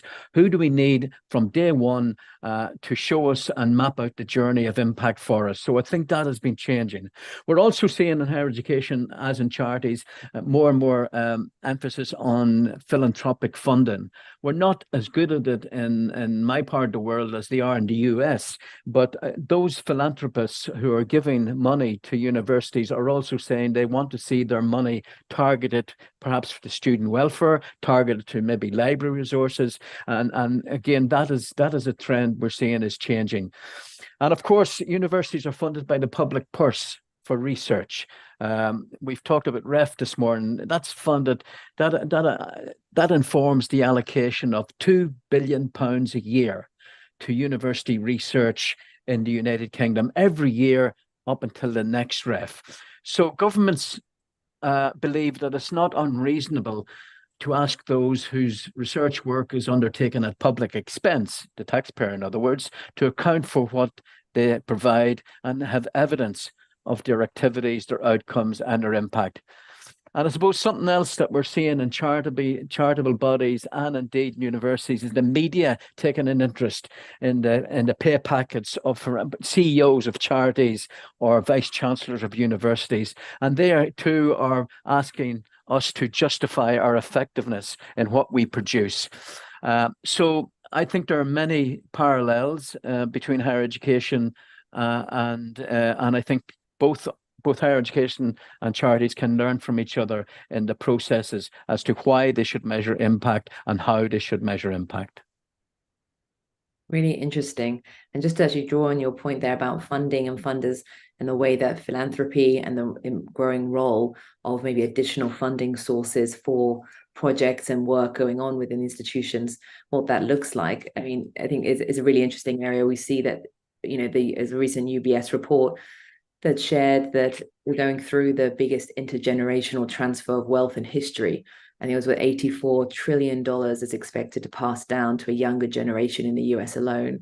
And that share of impact investment has doubled from 20% to 41% in 2021 within the APAC region, so where I'm sat alone. So we know that there is this, is there then this question of actually how people can access this funding and this finance by demonstrating what impact that they're having. And this is something that's definitely we've seen come up in the sphere of sort of conservation impacts, for example, whereas in particular, and maybe Matthew, just on that, this idea of funding and what do you see as the role of funders? So between charities and academia, where we focused on the REF, and Hugh just mentioned about the £2 billion pot per year in the UK, for example. And we heard actually in Australia there isn't the funding. So, but you have the funder driving the assessment. So from your view, how does that role of the funder compare? Where you've got the Charities Commission, which really took me by surprise actually, that they're not asking for this information. So how does that role of the funder compare? And really, what do you see, I guess, going forward as well? I think there's quite an interesting clash sometimes find between a charity's purpose and mission and funding drift. Effectively, you get an aspect of mission drift where some charities will chase the funding and it begins to take them further and further away from what their core purpose is. It's a slightly different point, I think, to the question there, but I think it does show that as well those funders can then ask for particular ways of reporting on the work that they're doing. I was quite struck by what Hugh was saying about where you will see some people saying that we want to see just our output rather than our outcomes and impact. And I think you can look at some of the larger foundations and see what they're thinking about and doing, somewhere like Welcome, which funds, of course, quite a lot of different areas, or Gates Foundation. Often those that are quite closely associated to health-based outcomes and impacts, where you would expect you can see the larger the funder, sometimes the more sophisticated its way of thinking, what it wants its fundees, grantees even to get. Some of the principles of good grant making as well, I think, come into play from the funder perspective, where you want to think about how much money that you're giving and what you're then asking your individual projects really to report back on.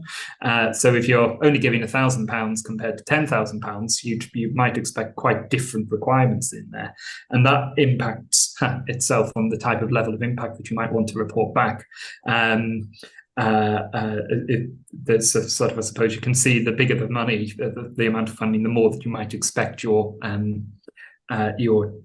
charity to say what it's done really with that money, to deliver the impact that you might be wanting to do. So you can end up with grant makers that are as well set up for particular purposes where they want to try and push particular agendas. So they'll then fund the organizations that they think that they can do it. So it forms in part of that wider ecosystem of different funders that's in there. The other thing I was thinking about, and this is a little bit different, is almost where you can find some funders then almost act as advocates for the charities that they fund as well. So within the UK and the US as well, you've got particular organisations, community foundations, which are sort of set up really to support grassroots charities and help channel funding in to support them, to support those organisations. Now they might act as the advocate back to their funders in turn to sort of say, well, this is the difference that our smaller organisations are making, because the smaller organisations don't necessarily have the capacity to talk about the work that they're doing as they're so busy delivering the particular need in an area. So I think you get slightly different interventions in there. And I know the Centre for Charity Effectiveness at City University in London's done bits of work around grant making and philanthropy, and that's certainly worth having a little look at for those interested. And I think the other thing, and it's perhaps it was a reflection back on some of the areas that Hugh was saying, and takes us back to that first question as well around, well, what's the impact you're seeking to achieve as a charity? And it did make me think that most organisations, most charitable organisations, are set up to deal with a particular cause or end something to justify that. So surely your ultimate impact is that you no longer need to exist. Wonderful point to part on. And I guess on that as well, how is that affecting the missions of the university and the higher education sector as well? I wonder, which is this idea of mission. So, well, that's really an interesting point. So I guess, what do you find then, if the whole point is to make yourself extinct or redundant in yourself, in your views, I guess, what do you, see are the challenges to actually achieving that? Perhaps, Hugh, I can come to you. What are the challenges with impact demonstrating that? Thank you. Before I come to that, one set of people we haven't mentioned that are crucial for impact is, can you hear me? Yeah, sorry. It's trustees, and also we have the same in universities. We have boards, or we have senates, and they're increasingly asking questions as to what is the impact of what we do. And we've seen a couple of very disturbing reports coming out from various countries where things have went wrong, let's say in healthcare. And the media are saying, well, what was the board? What were the trustees doing at the time? Why were they asleep at the wheel? Why were they not asking questions about what the charity or what the executives or what the frontline staff were doing? So trustees now are beginning to get more interested in impact. But in terms of challenges, how long have you got? It's in the Alzheimer's Society, we look at what we call reach and impact. So we want to expand our reach to reach all those people who are living with dementia. But we also want to be significant in our reach. So we could make an error of having a fantastic reach. We could reach everybody, but our impact may be very low because we've spread ourselves too thin. Or we could have really good impact, but our reach could be quite low. So getting that balance, that's a challenge in charities, getting the balance between reaching their beneficiaries, whoever those are, and also being significant in that reach. And that's a difficult balance to achieve. The other thing that I would say is data systems. To show evidence of impact, you need good data systems. And especially in small charitable bodies, that's not always the case. In fact, we know that some systems don't even talk to each other. The human resource system may not talk to the finance system. We know that some charities link to other statutory bodies, like, for example, again, the NHS, and they may not have the same systems. So there needs to be investment in terms of having evidence of impact. There needs to be investment in being able to have data there to show the evidence. And I suppose the other thing I would say about charities is that they're full of dedicated people. And such dedicated people want to invest time in doing the stuff that makes a difference, not spending time on collecting data to evaluate what they've done. And that's a big issue because you could be so busy doing the day job that you don't have time to collect data to show that you have impact. Or you could be so busy collecting data to show you have impact that you've taken the eye off the day job. And that, again, is a balance that we need to look at. The other thing that I would say is that there seems to be some confusion about the difference between outcomes and impact. If I look at academia, for example, I can see people are really good at doing research. They're excellent at disseminating research in terms of publications and conference presentations. They're not so good at encouraging the uptake of their findings to the people outside the university. And they're not good at the implementation of those findings and then the impact.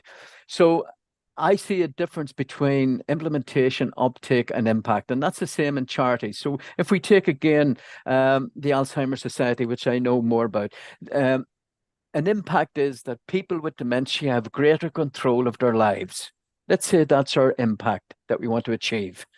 The outcome is to make people better informed about how it's going to affect them and to know what the options that are available out there to them are. And that's the outcome, and that leads to impact. So people sometimes achieve outcomes and they think they've achieved impact. The way there was an example earlier this morning about policy. You could have research that leads to a new policy. Is that impact? Now, maybe that policy was never implemented. Maybe the government changed and the policy was left on a shelf, or a new policy came in. So did you really have impact by your research changing policy? And that brings me to two other issues that come between me and my sleep when I talk about impact, is the attribution contribution. How do you ensure that the impact actually happened from what you did? That it didn't happen because the government introduced a new system or other. So we need to, and we have to be careful, it needs to be proportionate. Charities can't have randomized controlled trials to find out of the causation between what they did and the impact they achieved. So that attribution, to be able to stand up in front of your donors, in front of your beneficiaries, in front of your trustees, in front of your commissioners and say, look, here is what we did, and here is our impact. Almost like a red thread going from those one thing to another, taking into account the other variables that could actually interfere with that. And other people could say, no, you didn't achieve that impact. That was it. That impact was achieved because of something else. So those are the challenges, I think, facing not just charitable, but also university organizations. Yeah, definitely. Thank you so much for that. That's really interesting to hear. And so, Matthew, in light of those challenges, I guess, that higher education and charities are facing, we see that a key part of supporting and being able to address the challenges is around changing the culture, understanding what we need to do, what we should be doing differently. What, in your view, has the research assessments done? Like you mentioned, we heard earlier about, that because of the case studies, they're being produced. So what do you think that things like research assessments and these mechanisms do in terms of changing the culture, I guess, within an organization and the broader space, I guess, and what could different higher education and charities learn? What could charities learn from what's taken place within higher education, given they don't have this formal assessment, perhaps? It's a really interesting question. And there's so much I was going to come back to Hugh on as well but I'll just we'll probably come back and pick up a little bit later. I think this one is interesting, as it kind of goes back to some of the discussions we're having around funding as well. So when you start, if you like, paying for something, then that can often change the culture. So I'm sure I missed the first part of the session today, but when you're looking at something like the way the research excellence framework's developed, the introduction of impact, and then effectively funding for impact case studies begins to drive part of that change to help nudge academics think beyond the initial output of their research that's on there. And I think there's quite an interesting bit as well around where you see something from academia that's gone into the third sector and then perhaps is coming back into universities, is around theory of change, which I touched on a little bit earlier. It was something that quite a lot of the non-profit management journals talked about a while ago. Developing theories of change as a way of being able to really talk about the difference that you make, and that's really, I suppose, another way of talking about it would be logic models. So you have your inputs, your activities, outputs, outcomes, and then eventual impact, if you can demonstrate it, that's on there, that kind of comes from that's almost began as that theoretical model that then got used by quite a lot of not-for-profits, and particularly when I was a trustee of a charity a few years ago, the chief exec there used that model as a way to frame the work that the organization was doing, so that you could track it back to why a particular meeting would lead to the next thing that led to the next thing, and perhaps made that particular difference for the voluntary sector in this community, which is quite a nice way of showing how it got used in practice. And of course, then that can get picked up further by academics to sort of develop the theory. But the other bit that happened was then you find theories of change from the UK research councils, particularly something like the Economic and Social Research Council likes to talk about in funding applications what your theory of change is for if you're going for a particular piece of funding. And I think that's where you sort of see this influence for something that came out of the academic space, has then been used in practice and then been pinched back into elements of what's happening in the academic space again. So you've sort of got that element of development and redevelopment that's in there. And the other bit that perhaps does come a little bit into this is then thinking around, it goes back to Hugh's point around the impact that you make, and you'll only ever be one part of that piece. And I think the phrase that I've started hearing a little bit, again, back in the not-for-profit world, was talking about ecosystem theory of change. So where you're then thinking about the whole ecosystem within particular areas, and how, let's say, health organizations, the health charities, we could go for working in dementia, there'll be multiple organizations that work in that space. Well, actually, if you were to look at it from a systems point of view, and look at it from your board's point of view there, what's the difference that you might be making within that space? Because you're not going to cure X, Y, or Z by yourself, but maybe you've done that little thing that's helped nudge towards it. And it really does come back to what the risk is when you're talking about impact, is that you can make over grand claims as well. And I think that's something that can probably apply across whichever sector you're in. Which touches on nicely on Hugh's point around attribution and contribution, I guess, as well. And how do you manage that, especially as you mentioned, Hugh, about the media and boards and trustees wanting to feel secure in their sort of evidence-based approach of the information and how they're approaching things, essentially.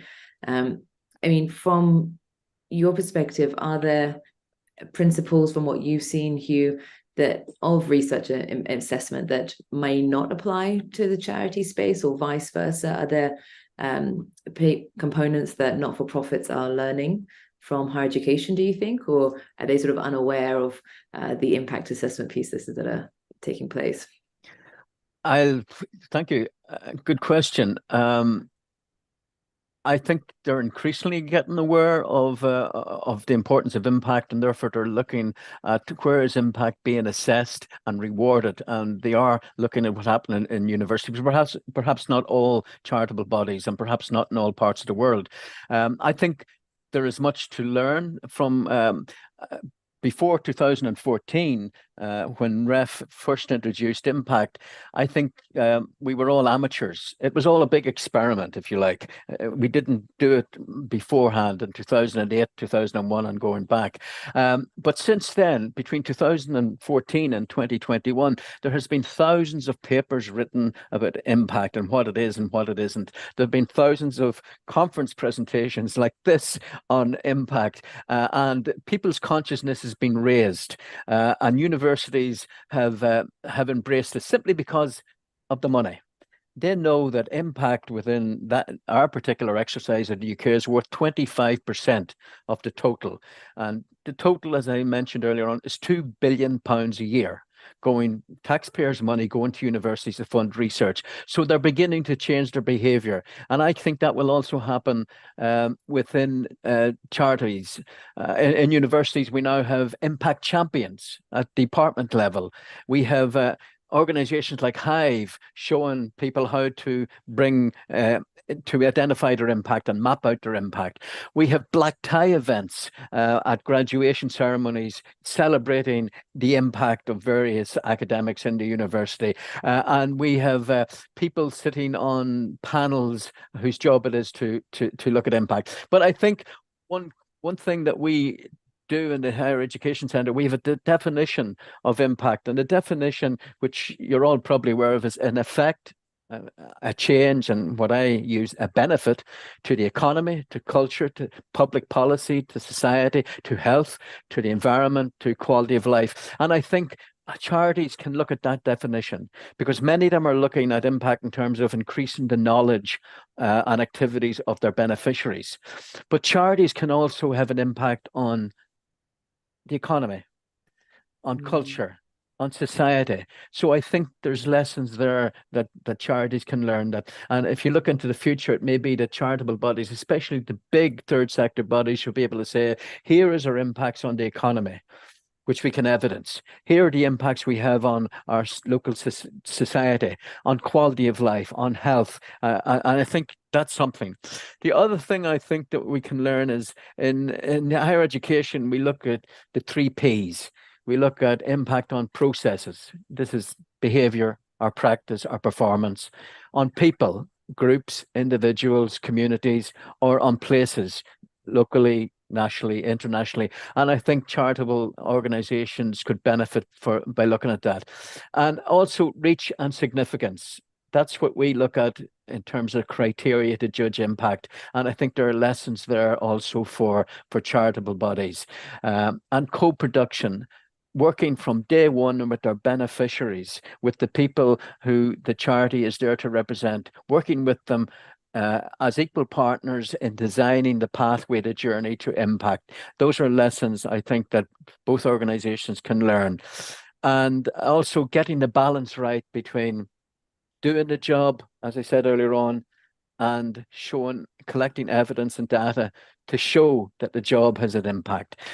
So I think there are good links between organizations like higher education institutions internationally and charitable bodies internationally, specifically on those issues. Mm-hmm. Mm-hmm. Great, thank you. Yeah, great. Thank you for that. It's a lot to think about. And I think it'd be good to continue that sort of train of thought. I'm not sure, Matthew, was there anything you wanted to comment on that? Or it'd be good to look at actually how do we achieve greater impact, I guess, overall. So, Yeah, I think so. It comes back to that definition. I've previously used a slightly cheeky definition before for impact, that it's the very sudden and quite well, I suppose, explosive when you look back at some of the definitions. And then within the academic space, of course, I mean, Hugh's picked on that wider definition of impact. There's also a separate conversation about research impact and impact within disciplines, which, you know, universities and we'll talk about in that space. And they are defined, or they were under F21 defined as quite different and distinct things, although interlinked, that's on there. The other thing I think that's worth noting is that not all impacts can be good. So we sort of touched around this a little bit, and you use that word, I think, benefit, that's in there, as you can easily get into the thing where whether you are in a university or a not-for-profit, what if the program that you're running leads to unintended consequences that are not what you're intending to do, and in fact could in some cases go totally against the mission that you've been set up for. I think there's always the risk, without actually thinking through what you're trying to achieve, and then going back to that data and monitoring piece, you can fall into that risk of having a negative impact. And I think that's something that doesn't always get talked about quite as much. Yeah, and Matthew raised a good point about having impact that is actually negative, and Professor Reid, who you probably know, has used the term grimpact, you know, to explain that, which I think is a good term. Yes, grimpact can sometimes occur when you're not expecting it. Interesting. And, you know, I guess there's a tension, perhaps, or do you think one of the reasons why it's not being talked about is because of that tension, because there is a real funding reason for this board's trustees, there's money at stake, basically, or do you think there are other factors, potentially at play? Yeah, there's the reputational thing, I think, always comes into play a little bit. And actually, it's the thing that people always say is that they like to learn from mistakes, but it can be quite brave if you go out there and say, we've made a mistake as an organization, and we've led to this unintended consequence. So this is the learning we've done from it. And I think that's the piece, is thinking through what is the thing you've done as a result. I think also the UK government and other governments are beginning to see that the impact of their research is having, not just in their own country, but elsewhere. So we knew after 2014 that research in the UK, and this has been analysed, has an impact in every country in the world, 196 countries. So the government like that, and they then say, well, we'll give more money to research. And you heard from Stephen Hill earlier on that we have received more money for our research. And a lot of that is because we show the impact. And could you imagine if charitable bodies were able also to show impact, that they might then be able to get greater increases in their funding from governments, if they're able to show this is what we do and this is the impact of what we do? Maybe the higher education sector could be a case study then for other sectors to understand, actually, we've secured more funding off the back of being able to demonstrate what we're doing.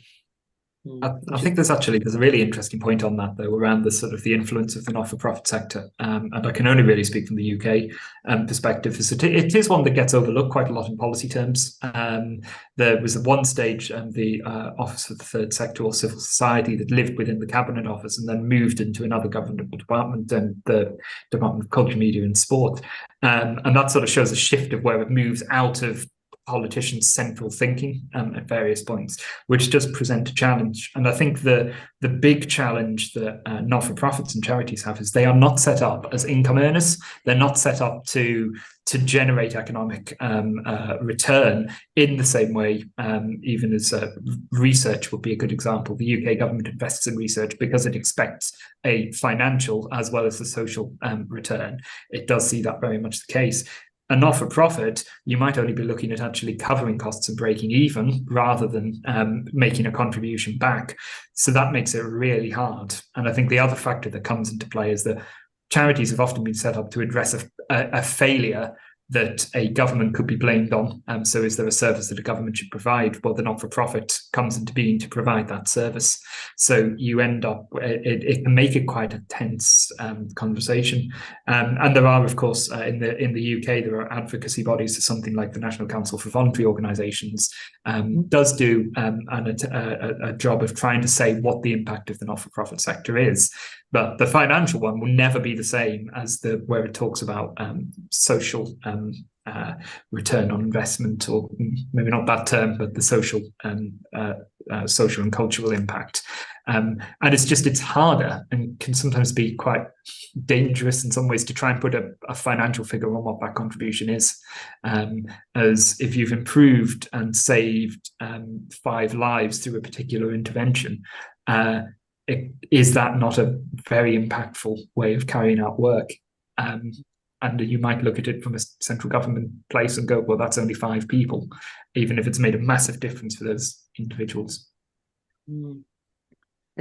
So I'm conscious of time as well, and looking to consider sort of closing remarks as well. And I guess maybe part of the closing remarks you could consider actually is picking up that piece around like communicating the difference that's being made. How should the sector, we've got, clear roadmaps with, impact assessments growing in the UK. We're waiting to hear about Australia, Hong Kong has got theirs, and within the charity space, we've got these annual reports with trustees, etc. So I guess from your views on what you see happening in practice, how should maybe as part of your closing comments, if you could maybe touch on that. And so I guess feel free to add in the extra comments that you think we haven't addressed or covered so far, if you'd like to. But over to you, Hugh, if you'd like to kick off. I think you've already mentioned that every time charitable executive teams meet with trustees,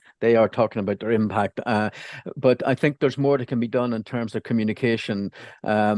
And annual conferences, charitable bodies have annual conferences where they can present their wares to interested individuals and to potential donors. Also, they can have newsletters. Many charities have newsletters showing what their impact is or what benefit they have delivered. Social media is very important. And I think charities, especially small charities, don't do enough of that. And having a social media presence, a presence with blogs, or having websites, of course, are important. And researchers, like some charitable bodies, fund research. In my case, in the Alzheimer's Society, the £30 million for research, and we expect the researchers to have impact on that research that we fund, and we expect them to acknowledge us, and we expect them, when they put in an impact case study, to say this was funded by the Alzheimer's Society. So we need to make sure that those type of communication channels, and of course donors, maybe meet the donor events where you can meet donors and tell them about your plans for impact and what impact you've achieved so far. So communication is crucial to this. Definitely. Matthew, from your perspective? I think I'd probably add in another C there, which is around collaboration, very much so. And I think Hugh started to nudge on it there. There's that opportunity actually for where you can see researchers and charities working together, particularly where you've got a crossover in different fields. Maybe look at arts and culture.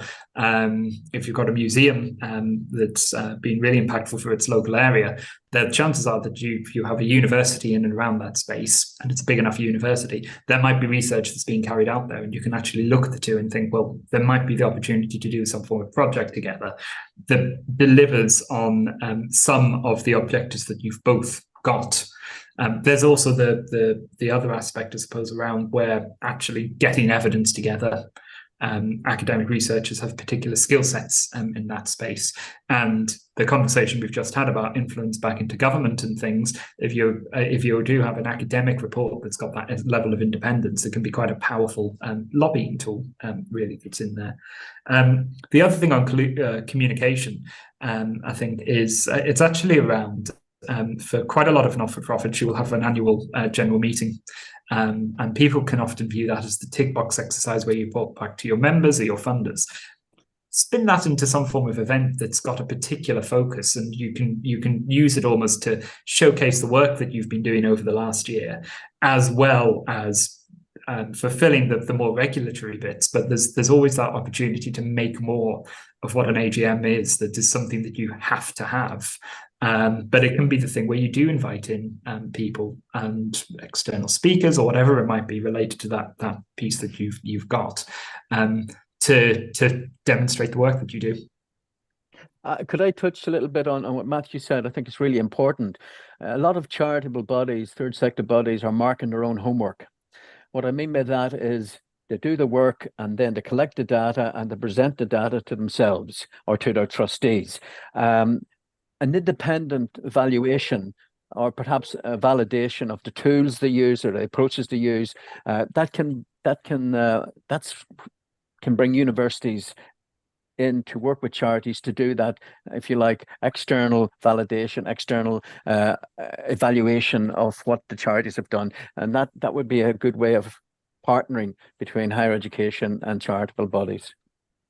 Well, what a great note to end on, but more partnership and collaboration between the sectors coming together under the notion of impact. So thank you a huge amount for the contributions and for the time for this panel. It has been really fascinating, and we wish you all the best for the rest of the sessions. Thank you very much, Hugh and Matthew.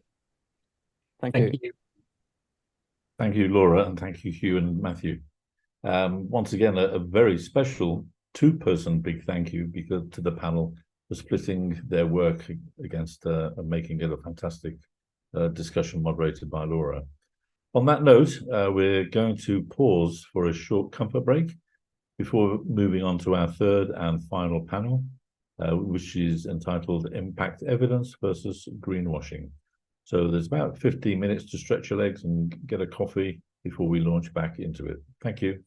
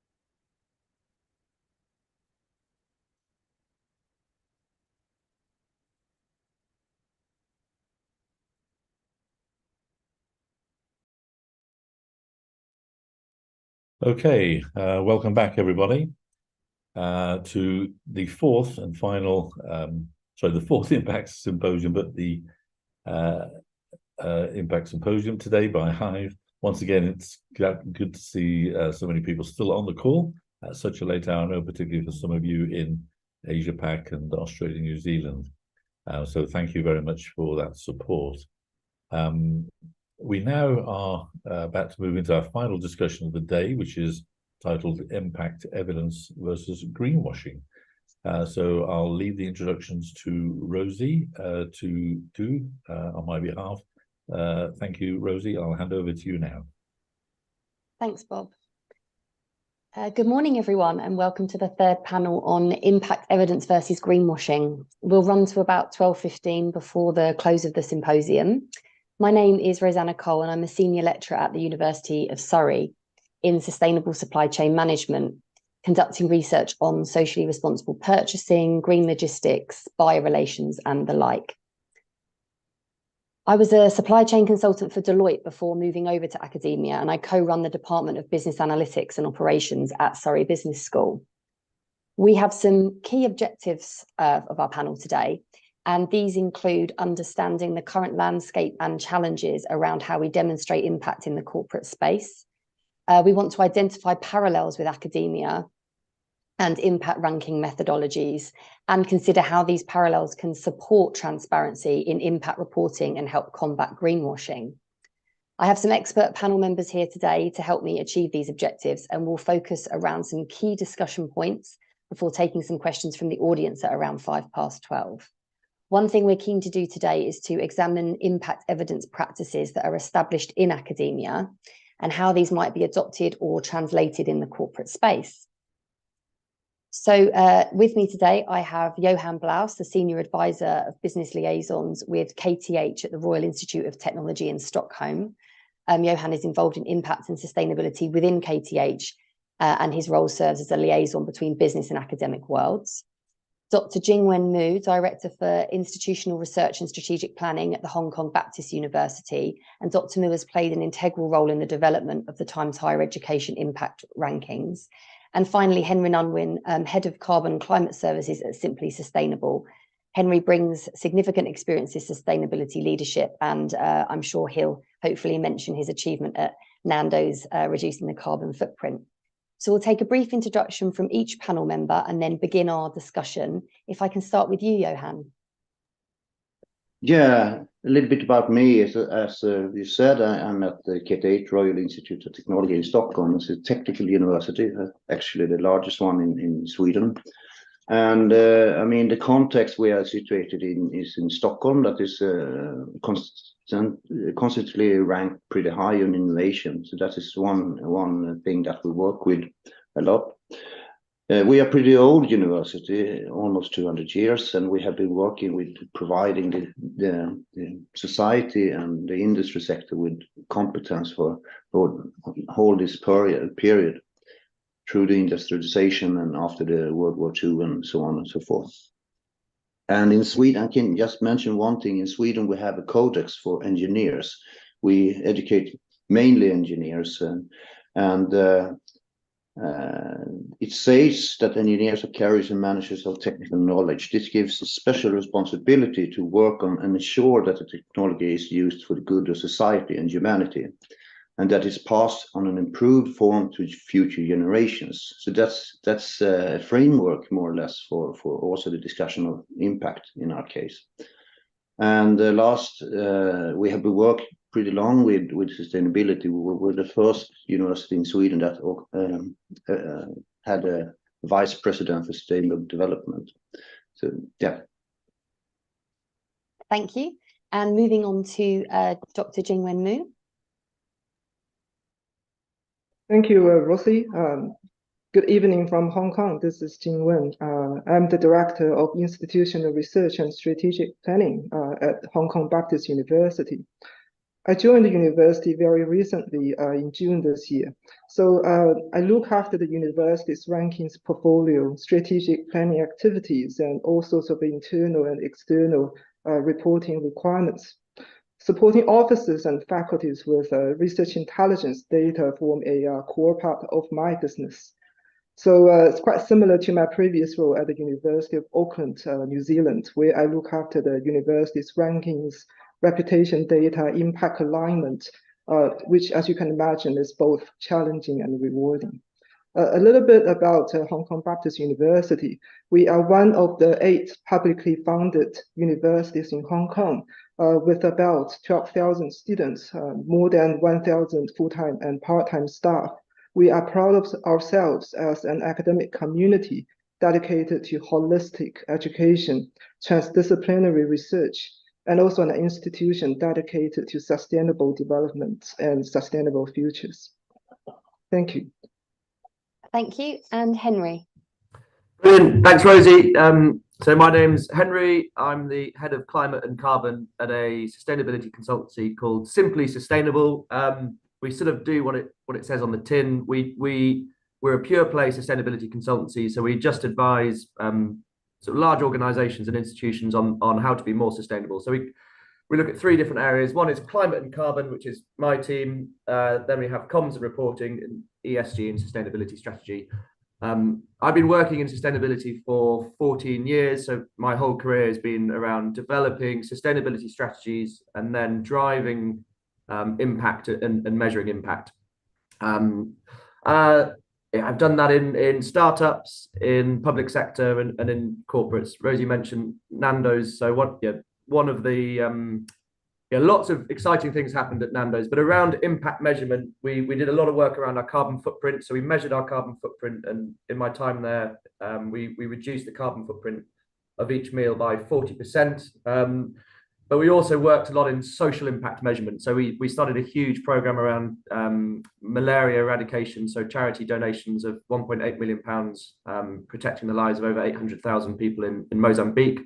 And then we also did a lot of work around impact in the UK. So we started a big food donation program. So I think they donated over 2.5 million meals to 500 charities across the UK. So a lot of work there was really around measuring our baseline, setting big targets, and then a lot of work around impact measurement across environmental and social metrics there. So yeah, lovely to meet you all, and thanks for asking me to join today.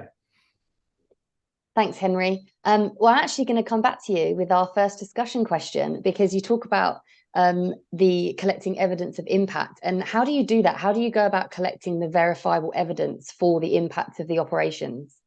So I think the first thing you need to do is understand what types of impact are you wanting to measure. So around sustainability, there's so many different things that you can measure, whether it's energy, water, waste, carbon, social impact. So the first thing is being really clear about what type of impacts you're looking to measure. Then it's about identifying the data owners who can help with providing you the data to measure that impact. So for example, if it's around energy, water, waste, it might be the facilities team. If it's around social impact, it might be a different team. So understand what impact you want to measure, identify the key data owners. Then this is the boring bit, but like creating data collection templates. So really clear templates to help people collect that data.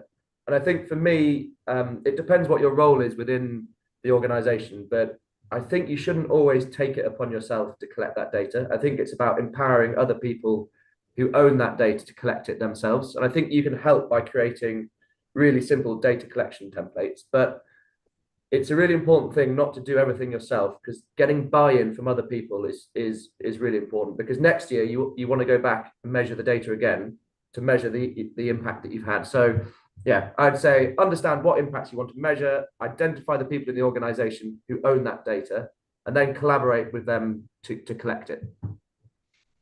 Okay, thank you. And what are some of the biggest challenges there might be with proving impact for both academic and the corporate side? Johan, can I ask you that question?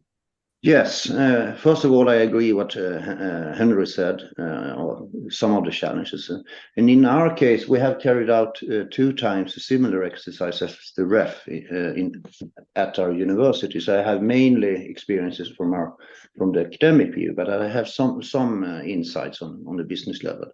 First of all, I mean, the main long-term impact from the universities is all the competence and educated people we provided society with, and that's pretty hard to track down what the effect are long term of that part of the mission of the universities. So that's one challenge, and in our case internally, as I said before, we have been working with the industry very tight for almost 200 years, and that's a very natural thing, and I can hear from some of our colleagues that what is new? I mean, we have done this and we have been involved to transform the society for all this time, and it's so natural thing. So that's also to create insights of the need to demonstrate impact as well. And on the corporate side, I mean, I can see a shift. I mean, on the corporate side, you have had this kind of sustainability reporting for a period of time, but now it's more integrated into the business models and into the core of the business. But that also gives some constraints, because the sustainability reporting has been more wide in its scope, but now when it's integrated, it's more focusing on what they actually are doing in the business. That's one of the challenges, and also how you demonstrate that. And I think in the case of, to some extent, the university, but I think mainly on the corporate side, is to have to choose the system boundaries when you describe what you achieve and contribute to in societal development. That's some parts. Okay, thank you. And Jingwen, can I call on your experience with the with ranking impact? So what are the initial drivers behind ranking universities by their impact successes? Thank you, Rosie. A little disclaimer here. I cannot claim a big role in the development of the impact rankings. The credit goes to the Chief Data Officer at Times Higher, my friend Duncan Ross. But I can comment in my capacity as a member of the Times Higher Impact Rankings Advisory Board. Knowing Duncan enough, I think the initial drivers, if there is one behind impact rankings, I would say is they want to find a way for university to demonstrate alternative ways of showing their excellence. There's different ways for universities to shine. So university ranking, the history of that is actually very short. If you think about global university ranking systems, it originated about 20 years ago with the development of the academic ranking of world universities in 2003. So data back then was very limited if we were thinking about data that were comparable on a global scale. So inevitably, that ended up as the comparable publications and citations, bibliometric measures. But over the past 20 years, data generated and captured by the higher education institutions or the sector proliferated quite a bit. It gives rise to opportunities to measure universities in many different ways, and arguably more holistically. Graduate employability, student success, technology transfer, so on and so forth.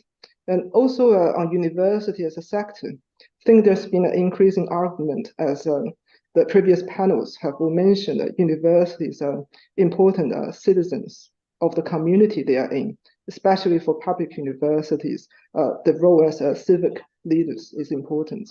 So measuring universities by impact rankings provide one way to look at it, socially, economically, culturally, or social-culturally, how universities interact with the communities they serve to improve the well-being and happiness, and make sure that the well-being and happiness are shared by all.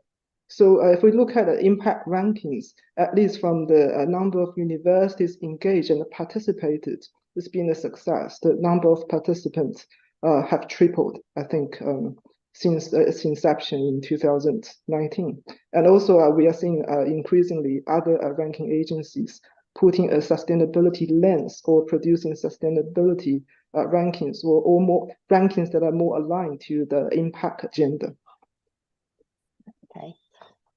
So, Henry, if those are the drivers behind universities demonstrating their impact success, what do you think are the biggest challenges around corporate organizations doing that?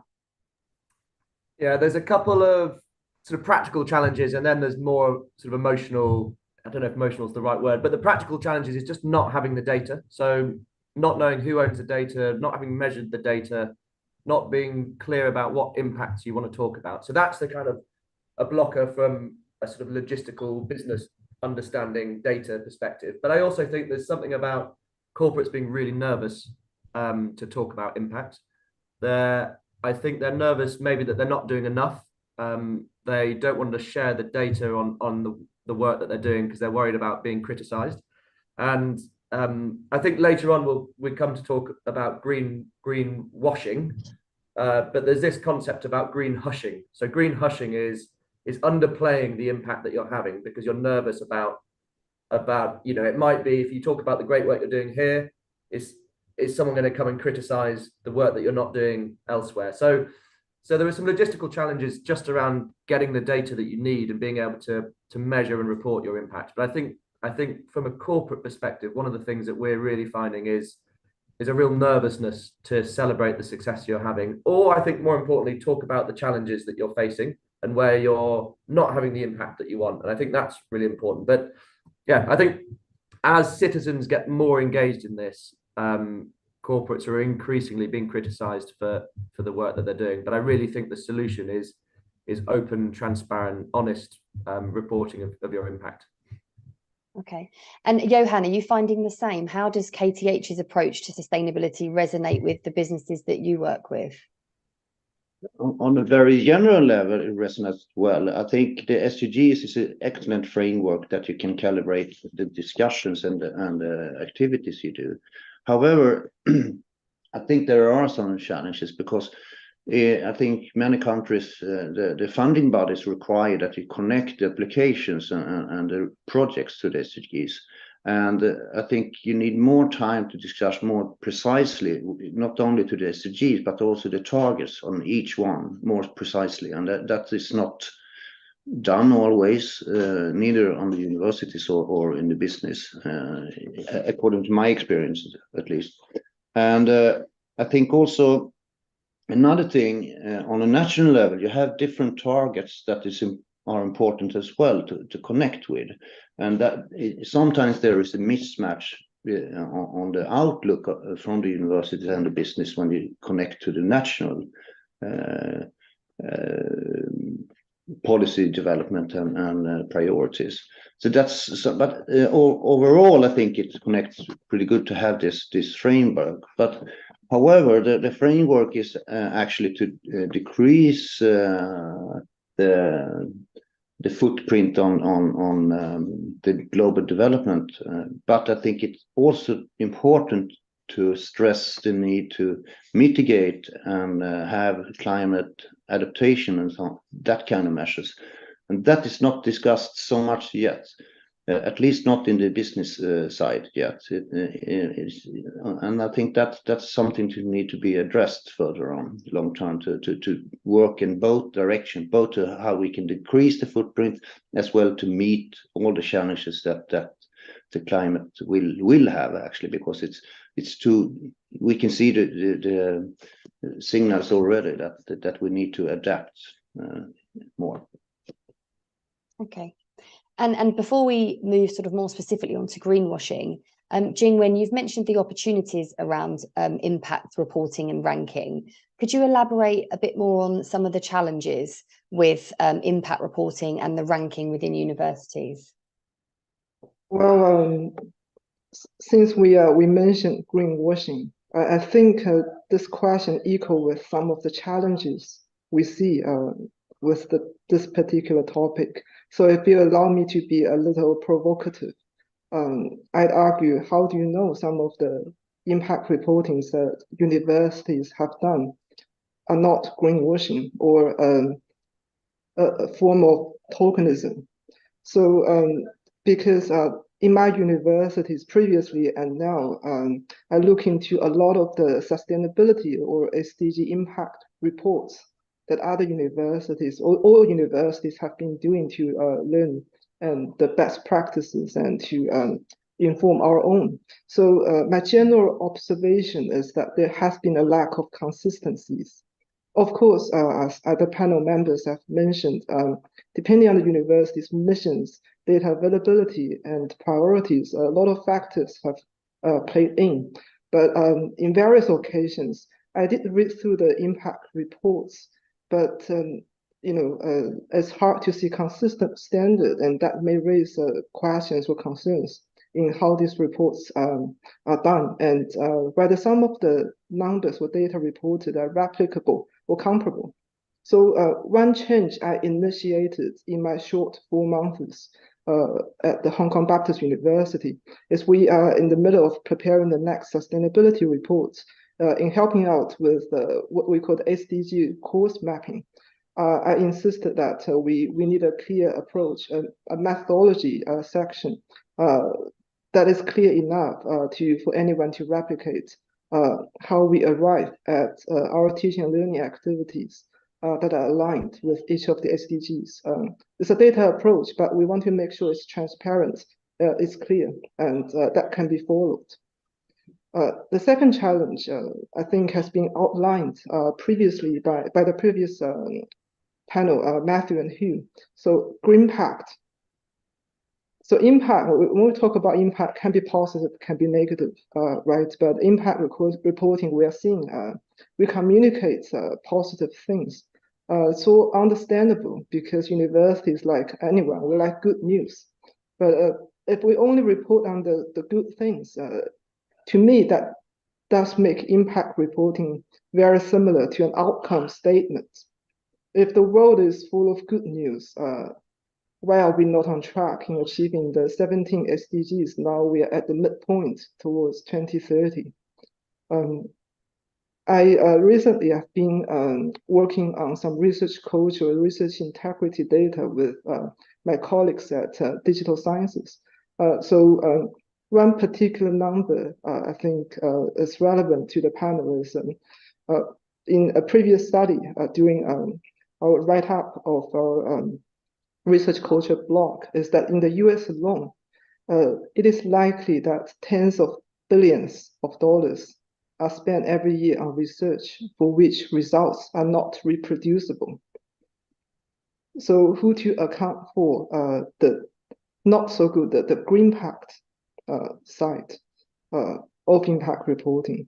So I think these are the big challenges that we need to think about when universities report impact and rankings, not to hurry to celebrate, but really to think what are some of the biggest concerns that haven't yet been adequately addressed.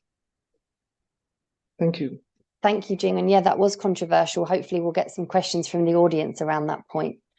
And when it comes to greenwashing, Henry, I mean, greenwashing we link with mistrust. How can we actually work to build this trust?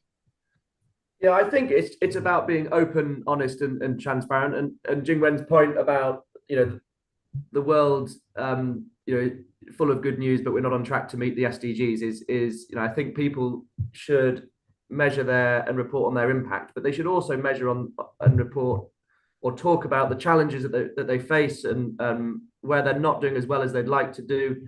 And I think this adds credibility to your impact statements as well. I think a really good example of one company that's got it right and has got it wrong is Innocent Smoothies, so the international drinks brand. Where they really got it right is they talked about a bottle that they'd produced, which was, they talked about the percentage of recycled plastic, they talked about the percentage of plant-based plastic in the bottle, and then they talked about the rest of the bottle that was virgin plastic. And they said, they were really honest by the fact that this bit of the bottle was still not what they wanted it to be. They weren't proud of that part of it, and they were working to make it better. So that makes you instantly believe and trust the claims that they're making about the rest of it that's positive, because they're talking about the challenges that they're facing in other aspects of their plastic. And then an example of where they've got it wrong, which is slightly Jingwen's point about people being always talking about the positives, is they had an advert banned in the UK because they talked about fixing up the planet, and they were overclaiming the sustainability of their product. And I think, how do you build trust? It's about authenticity. It's about being really honest. It's about being proud but not boastful of your achievements, and being honest and transparent about your challenges. And In the UK, there's a new piece of legislation that's really helping with this, which is around it's called the Green Claims Code, and it's got 6 principles that you have to align to if you're talking about impact statements or sustainability credentials. It's maybe less around institutions and universities, but more around product claims. So, examples of some of those principles around being truthful and accurate, being clear and unambiguous, and substantiating the claims that you make. So if you're saying that your product is better than another product, you've got to bring evidence and substantiate what you're saying. But yeah, overall, I think really the key thing around building trust is about being open and honest, being proud of your achievements, but not boastful, and being clear about where you've still got work to do. Okay, thank you. And Johan, how important do you think the role of universities in combating greenwashing will be? Yeah, first of all, I have to echo what Henry said. It's about openness, transparency, and trust. And I think the universities have that role to drive that. Who else in the society should do that except from the universities? So that's the key thing, I think. But we can also provide often the long-term outlook in those matters in the societal development. I think that's also to put the finger on different things, the consequences and so on long term. And I also think that, as I said earlier, that question the system boundaries in different forms, because that's something I think the universities are capable of in the societal development, and really demand transparency. I think that's the key role. And I can mention in Europe that we have an organization that gathered many technical universities. The organization is called CSAR, and they launched a white paper of the Declaration of Contribution of Universities to Science and Technology for Sustainability, with 6 basic principles. And I think these 6 principles is mainly my answer to the question.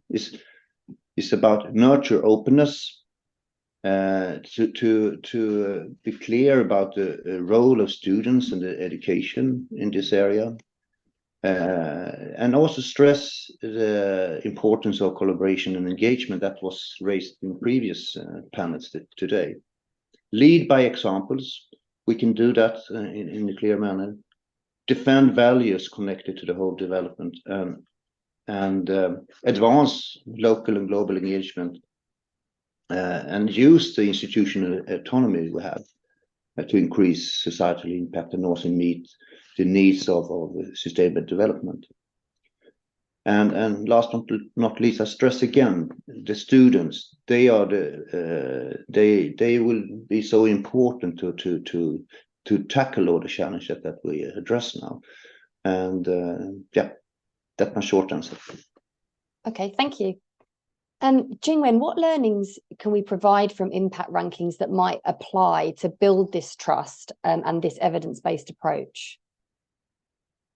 I think there's one thing I want to say, the lessons I learned from impact rankings, because from the very beginning, I submitted to impact rankings on behalf of my university, at the time, the University of Auckland. I would say the lesson is data itself has an impact if you use them wisely. Not just research has impact, data has impact. Impact ranking is a complex submission that contains about 300 questions. If you think in 2 polarized way how you can do it, one is you have a well-resourced planning team submitting on behalf of the university without really putting any burden or engaging with the faculties involved, but to utilize everything publicly available or curate a very good pool of data. The other way is you engage academics, administrative offices, and making sure that everyone know they have a stake and they can make a difference in terms of the questions asked by impact rankings, policy-wise, research, teaching, your outreach activities. So the later, The second approach I described will make sure that data has an impact. Otherwise, it's sitting static there, and only a few people would know how impact ranking works, or how can they make a difference towards SDGs or sustainability. But if we start to engage people with, for example, the SDG framework or the impact data, we'll start to ask them to own it or co-own it with the planning team and with the university offices looking after the impact rankings. But because the fact is, if we don't engage with them, many of them don't, and they're waiting for others to take care of the impact for them, which is not ideal. We do not want the administrative offices to work it out for them, but work it with them. So together, all of us will understand the impact or the impact rankings we're working towards, and it will be an authentic evidence-based approach. Okay, thank you. I was thinking of taking audience questions before my last question that I'd like everybody to answer, but actually I think your answer to this might provoke some questions from the audience and maybe even some pushback. So my final question to each panelist is, what are the next steps for using impact evidence to combat greenwashing? And I really hope we maybe get some pushback in terms of, well, that won't work because of this. So I think I'll start with Henry. Within that answer, and I'll ask the question again, can you tell us also how much or how often you work with universities in your role? But the question was, what are the next steps for using impact? Yeah, so I think the next steps really are around radical transparency, and I think the more, and that's not just about disclosing some of your information. It's about real openness and transparency. I think once universities and corporates start to talk about the things that they're not proud of, then you really begin to combat greenwashing. And I think that some companies are there, but really we've got a long way to go before we get to this space of radical transparency. And yeah, in terms of our work with universities, we've worked with a couple of universities to help measure their carbon footprint. So I think someone's posted a link to an LSE article. I think we use a lot of data that's created by research institutions and universities, but we also work with universities to help them measure their scope 1, scope 2, and their scope 3 carbon footprint. So that's the footprint of not just the lights in the building, but all the way through their operations. So understanding the impact of the food that they serve in canteens. So that's, yeah, we've done that with a couple of universities, and they're awesome organizations to work with, because you've got the student, you've got all of the research side of it, and then you've got the really passionate students that really care about what you're doing. So when you're trying to land a behavior change campaign within a university, you've got an audience that are really interested in impact, and I think increasingly are choosing their choice of university based on the morals and the impact that university has. From a corporate level, we're certainly seeing that the individuals, so whether they're graduates very often graduates leaving university looking for their first job are choosing which organization they work with based on the impact that company has. So really purpose-led organizations are getting the best graduates. So yeah, that's quite, that has caused people to greenwash. So they're trying to make them, but I think graduates now are very savvy, and consumers are very savvy, and they can see through corporates that are greenwashing. So I think that radical transparency is the next step in avoiding greenwash. Okay. Johan, what do you think the next steps are? Yeah, I agree with Henry about the importance of the students. Again, I mean, they are very savvy, as he said, and they expect both the universities and the corporate to actually be honest and truthful about their ambitions, and that means that we need to have this kind of transparency. So the power of the students is one way. Another thing internally at the universities, I think we still have a pretty long way to go in order to recognize, reward, and incentivize academics to work with collaboration, engagement, and impact. And that's also a way to foster to gather evidence and so on and so forth, but also to build a long-term relationship that is needed to create this kind of radical transparency that Henry is showing. So I think the power of the students, but also work more both at the university side with recognized reward, incentivize to do this kind of activities, as well as in the society at large, both the public sector and the corporates. Then these two things is the main thing I think to address. Okay, and Jingwen, the next steps. Echoing Johan and Henry, I think we need to incorporate what didn't work, be more critical, reflect. If we were to use impact rankings to understand our efforts towards sustainable development goals or sustainability, we make sure we use it as a benchmarking tool to identify gaps, not just to celebrate who is number 1 or number 2, number 10 or whatsoever. If we look at this, if we look at it that way, you can see there are SDGs that are more popular among institutions than others. If we look at the individual SDG participation, from memory, universities do participate very highly in SDG 4, for example, quality education, understandably because universities are higher education institutions. But if you look at the participation for SDG 13, from memory, that's not as high. But it's a hard one to tackle. I think, as Johan has mentioned previously, it's underemphasized or underaddressed in the symposium today. Carbon reporting, are you committing yourself to scope 1, 2, or 3? These are the hard commitments. And if universities were to take sustainability seriously as opposed to greenwashing, tackle the difficult ones, know where the gaps are, and make sure they commit to these. Although the challenges will be there, but the commitment will be important. If they start doing benchmarking, they will see there is a gap.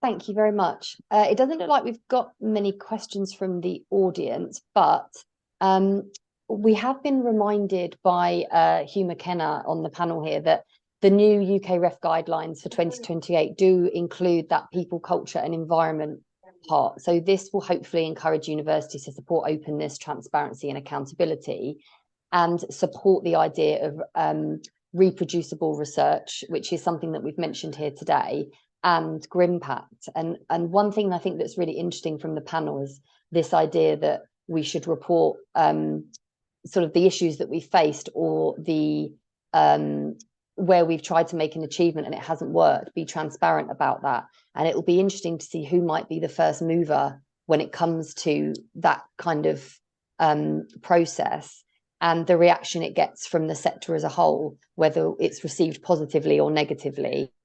In the same way, you know, that Innocent have done it in the commercial world, whether if one of the universities says, you know, actually we haven't done as well as we were hoping to, this was our plan and this is actually only what we achieved, and then see what the reaction is, because obviously if it's not well received, no one will follow suit.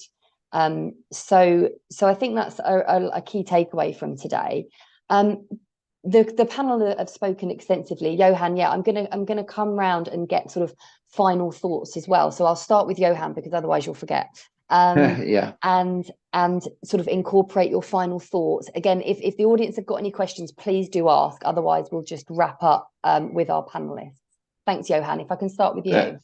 Yeah, first of all, I want to mention one dimension that we didn't discuss in this panel, but was discussed in the previous channel, is the role of the funding organization, both charities and research councils and so on, in having the right direction of how you frame calls and how you actually follow up with the different funding activities. That's important, I think, in this discussion we have now also in this panel. I just want to mention that and echo the previous discussion in the previous panel. Otherwise, I think again, that what has been said earlier today, I think engagement is one of the most crucial things to further develop in this direction, and also address the challenges that have been raised in this panel.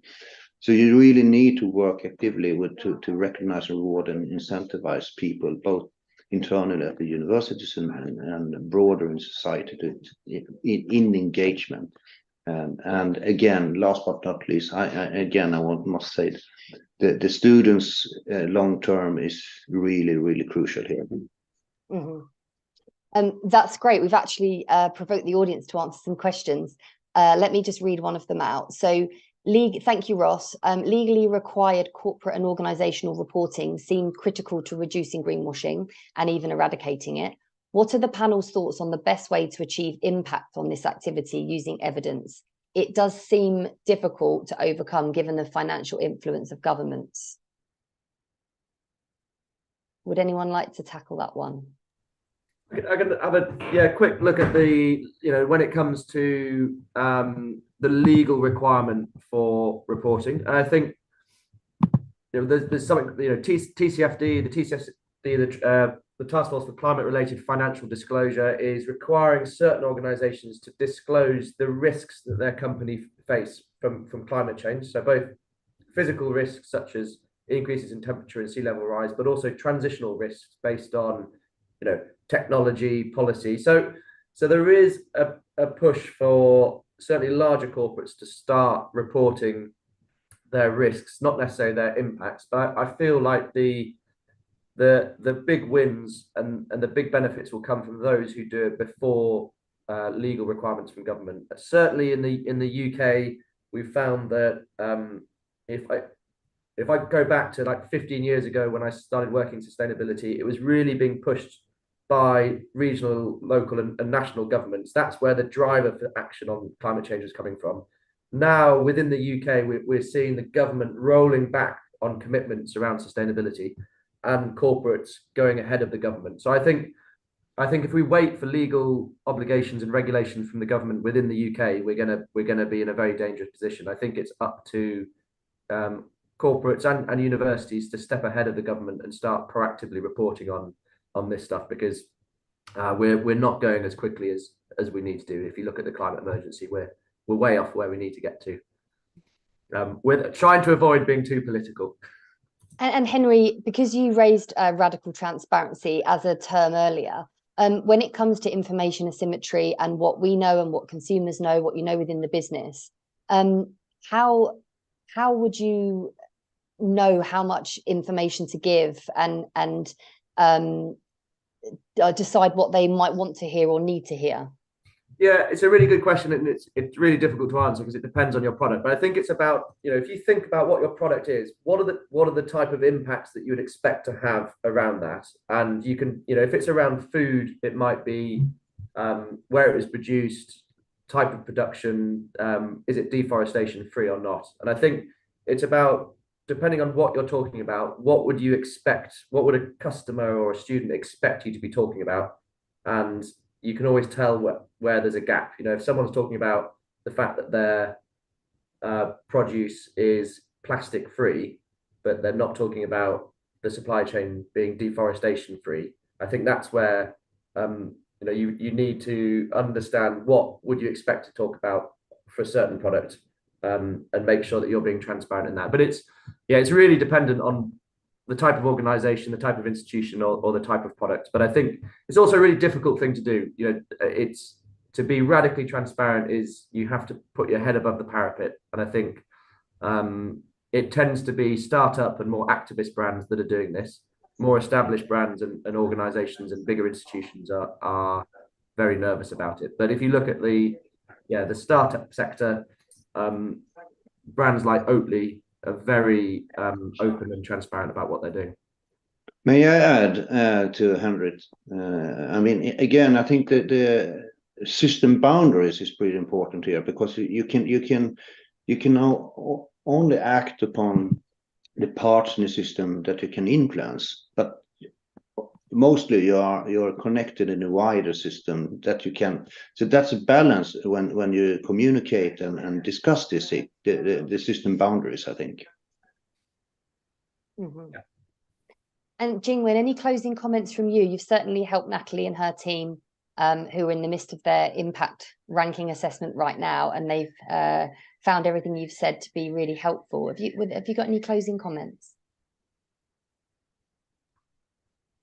I would say to engage with data, to generate impact with data. Data itself is just sitting there statically, and we do have to make use of data and to democratize data, so to speak. So data owners, data users, audience will be able to know what the data convey, and it's a way to reduce information asymmetry.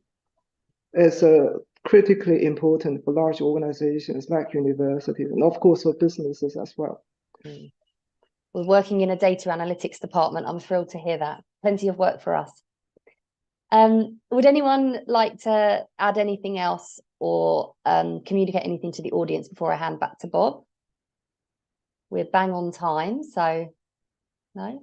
Well, thank you, everyone. That was incredibly helpful and insightful. And thank you to the audience for your questions and your engagement. And back over to you, Bob. Thank you very much, Rosie, and the panel. That's a really interesting discussion. And so that wraps up the program for today. We'd like to extend a big thank you to all of our wonderful speakers again, and the moderators who've given such a breadth of interesting perspective today. And also to all of you, our attendees. Some of you are already into Thursday, so I really appreciate the extended time and commitment that and support that you've given to this session, although some of your colleagues will be receiving, hopefully, recordings of this over the coming days. So the audience has been tremendous. As I say, it's been our biggest symposium thus far, and with the reach that we've had in terms of all the countries from around the world today. So we've observed the trajectory of research impact assessment for universities around the globe, from the changes coming up to the UK's REF and also Hong Kong's RAE, through to the completely different situations within the global south, and also to the different direction Australia is now taking. Irrespective, I think we can see that impact continues to grow in importance in lots of different contexts and locations around the world, even if the assessment and proof of impact vary widely in application. Basically, it's here to stay. And though this can be challenging for organizations early on in their impact journey, fortunately, there are frameworks and methodologies of differing maturity already in use that can help provide such a structure. What I think is particularly interesting is how we're seeing emerging parallels between impact reporting in the third sector and the corporate space, and impact assessment within academia. Different sectors have widely different requirements and expectations around the way that we measure impact. However, I think we've seen through the morning that we can see, in fact, that the approach to impact assessment within academia, which has been developed over years and cycles in different locations, can provide some useful inspiration for third sector approaches and vice versa. Some of you may also recall we looked at some of the challenges around collaboration in the 2021 Impact Symposium that we held, but still breaking down barriers to cross-sector collaboration remains a priority in order to realize some of these shared learnings and around impact measurement. Furthermore, approaches to impact rankings in academia might ultimately have some very useful applications within the corporate space, where regimented and standardized approaches to impact evidence are demanded. But yet more cross-sector work will be needed to benefit from this potential. So rounding up, hopefully you enjoyed today's event, and there'll be a feedback form posted in the chat shortly, and you'll also receive some follow-up materials via email. If you have any outstanding questions for any of our speakers, grab the next couple of minutes to enter those quickly, and we'll try and capture them. Otherwise, please do feel free to respond to these follow-up emails, and we'll try to fill them as best as we can. So thank you, and enjoy the rest of your day, or for some, have a good night's sleep. Thank you.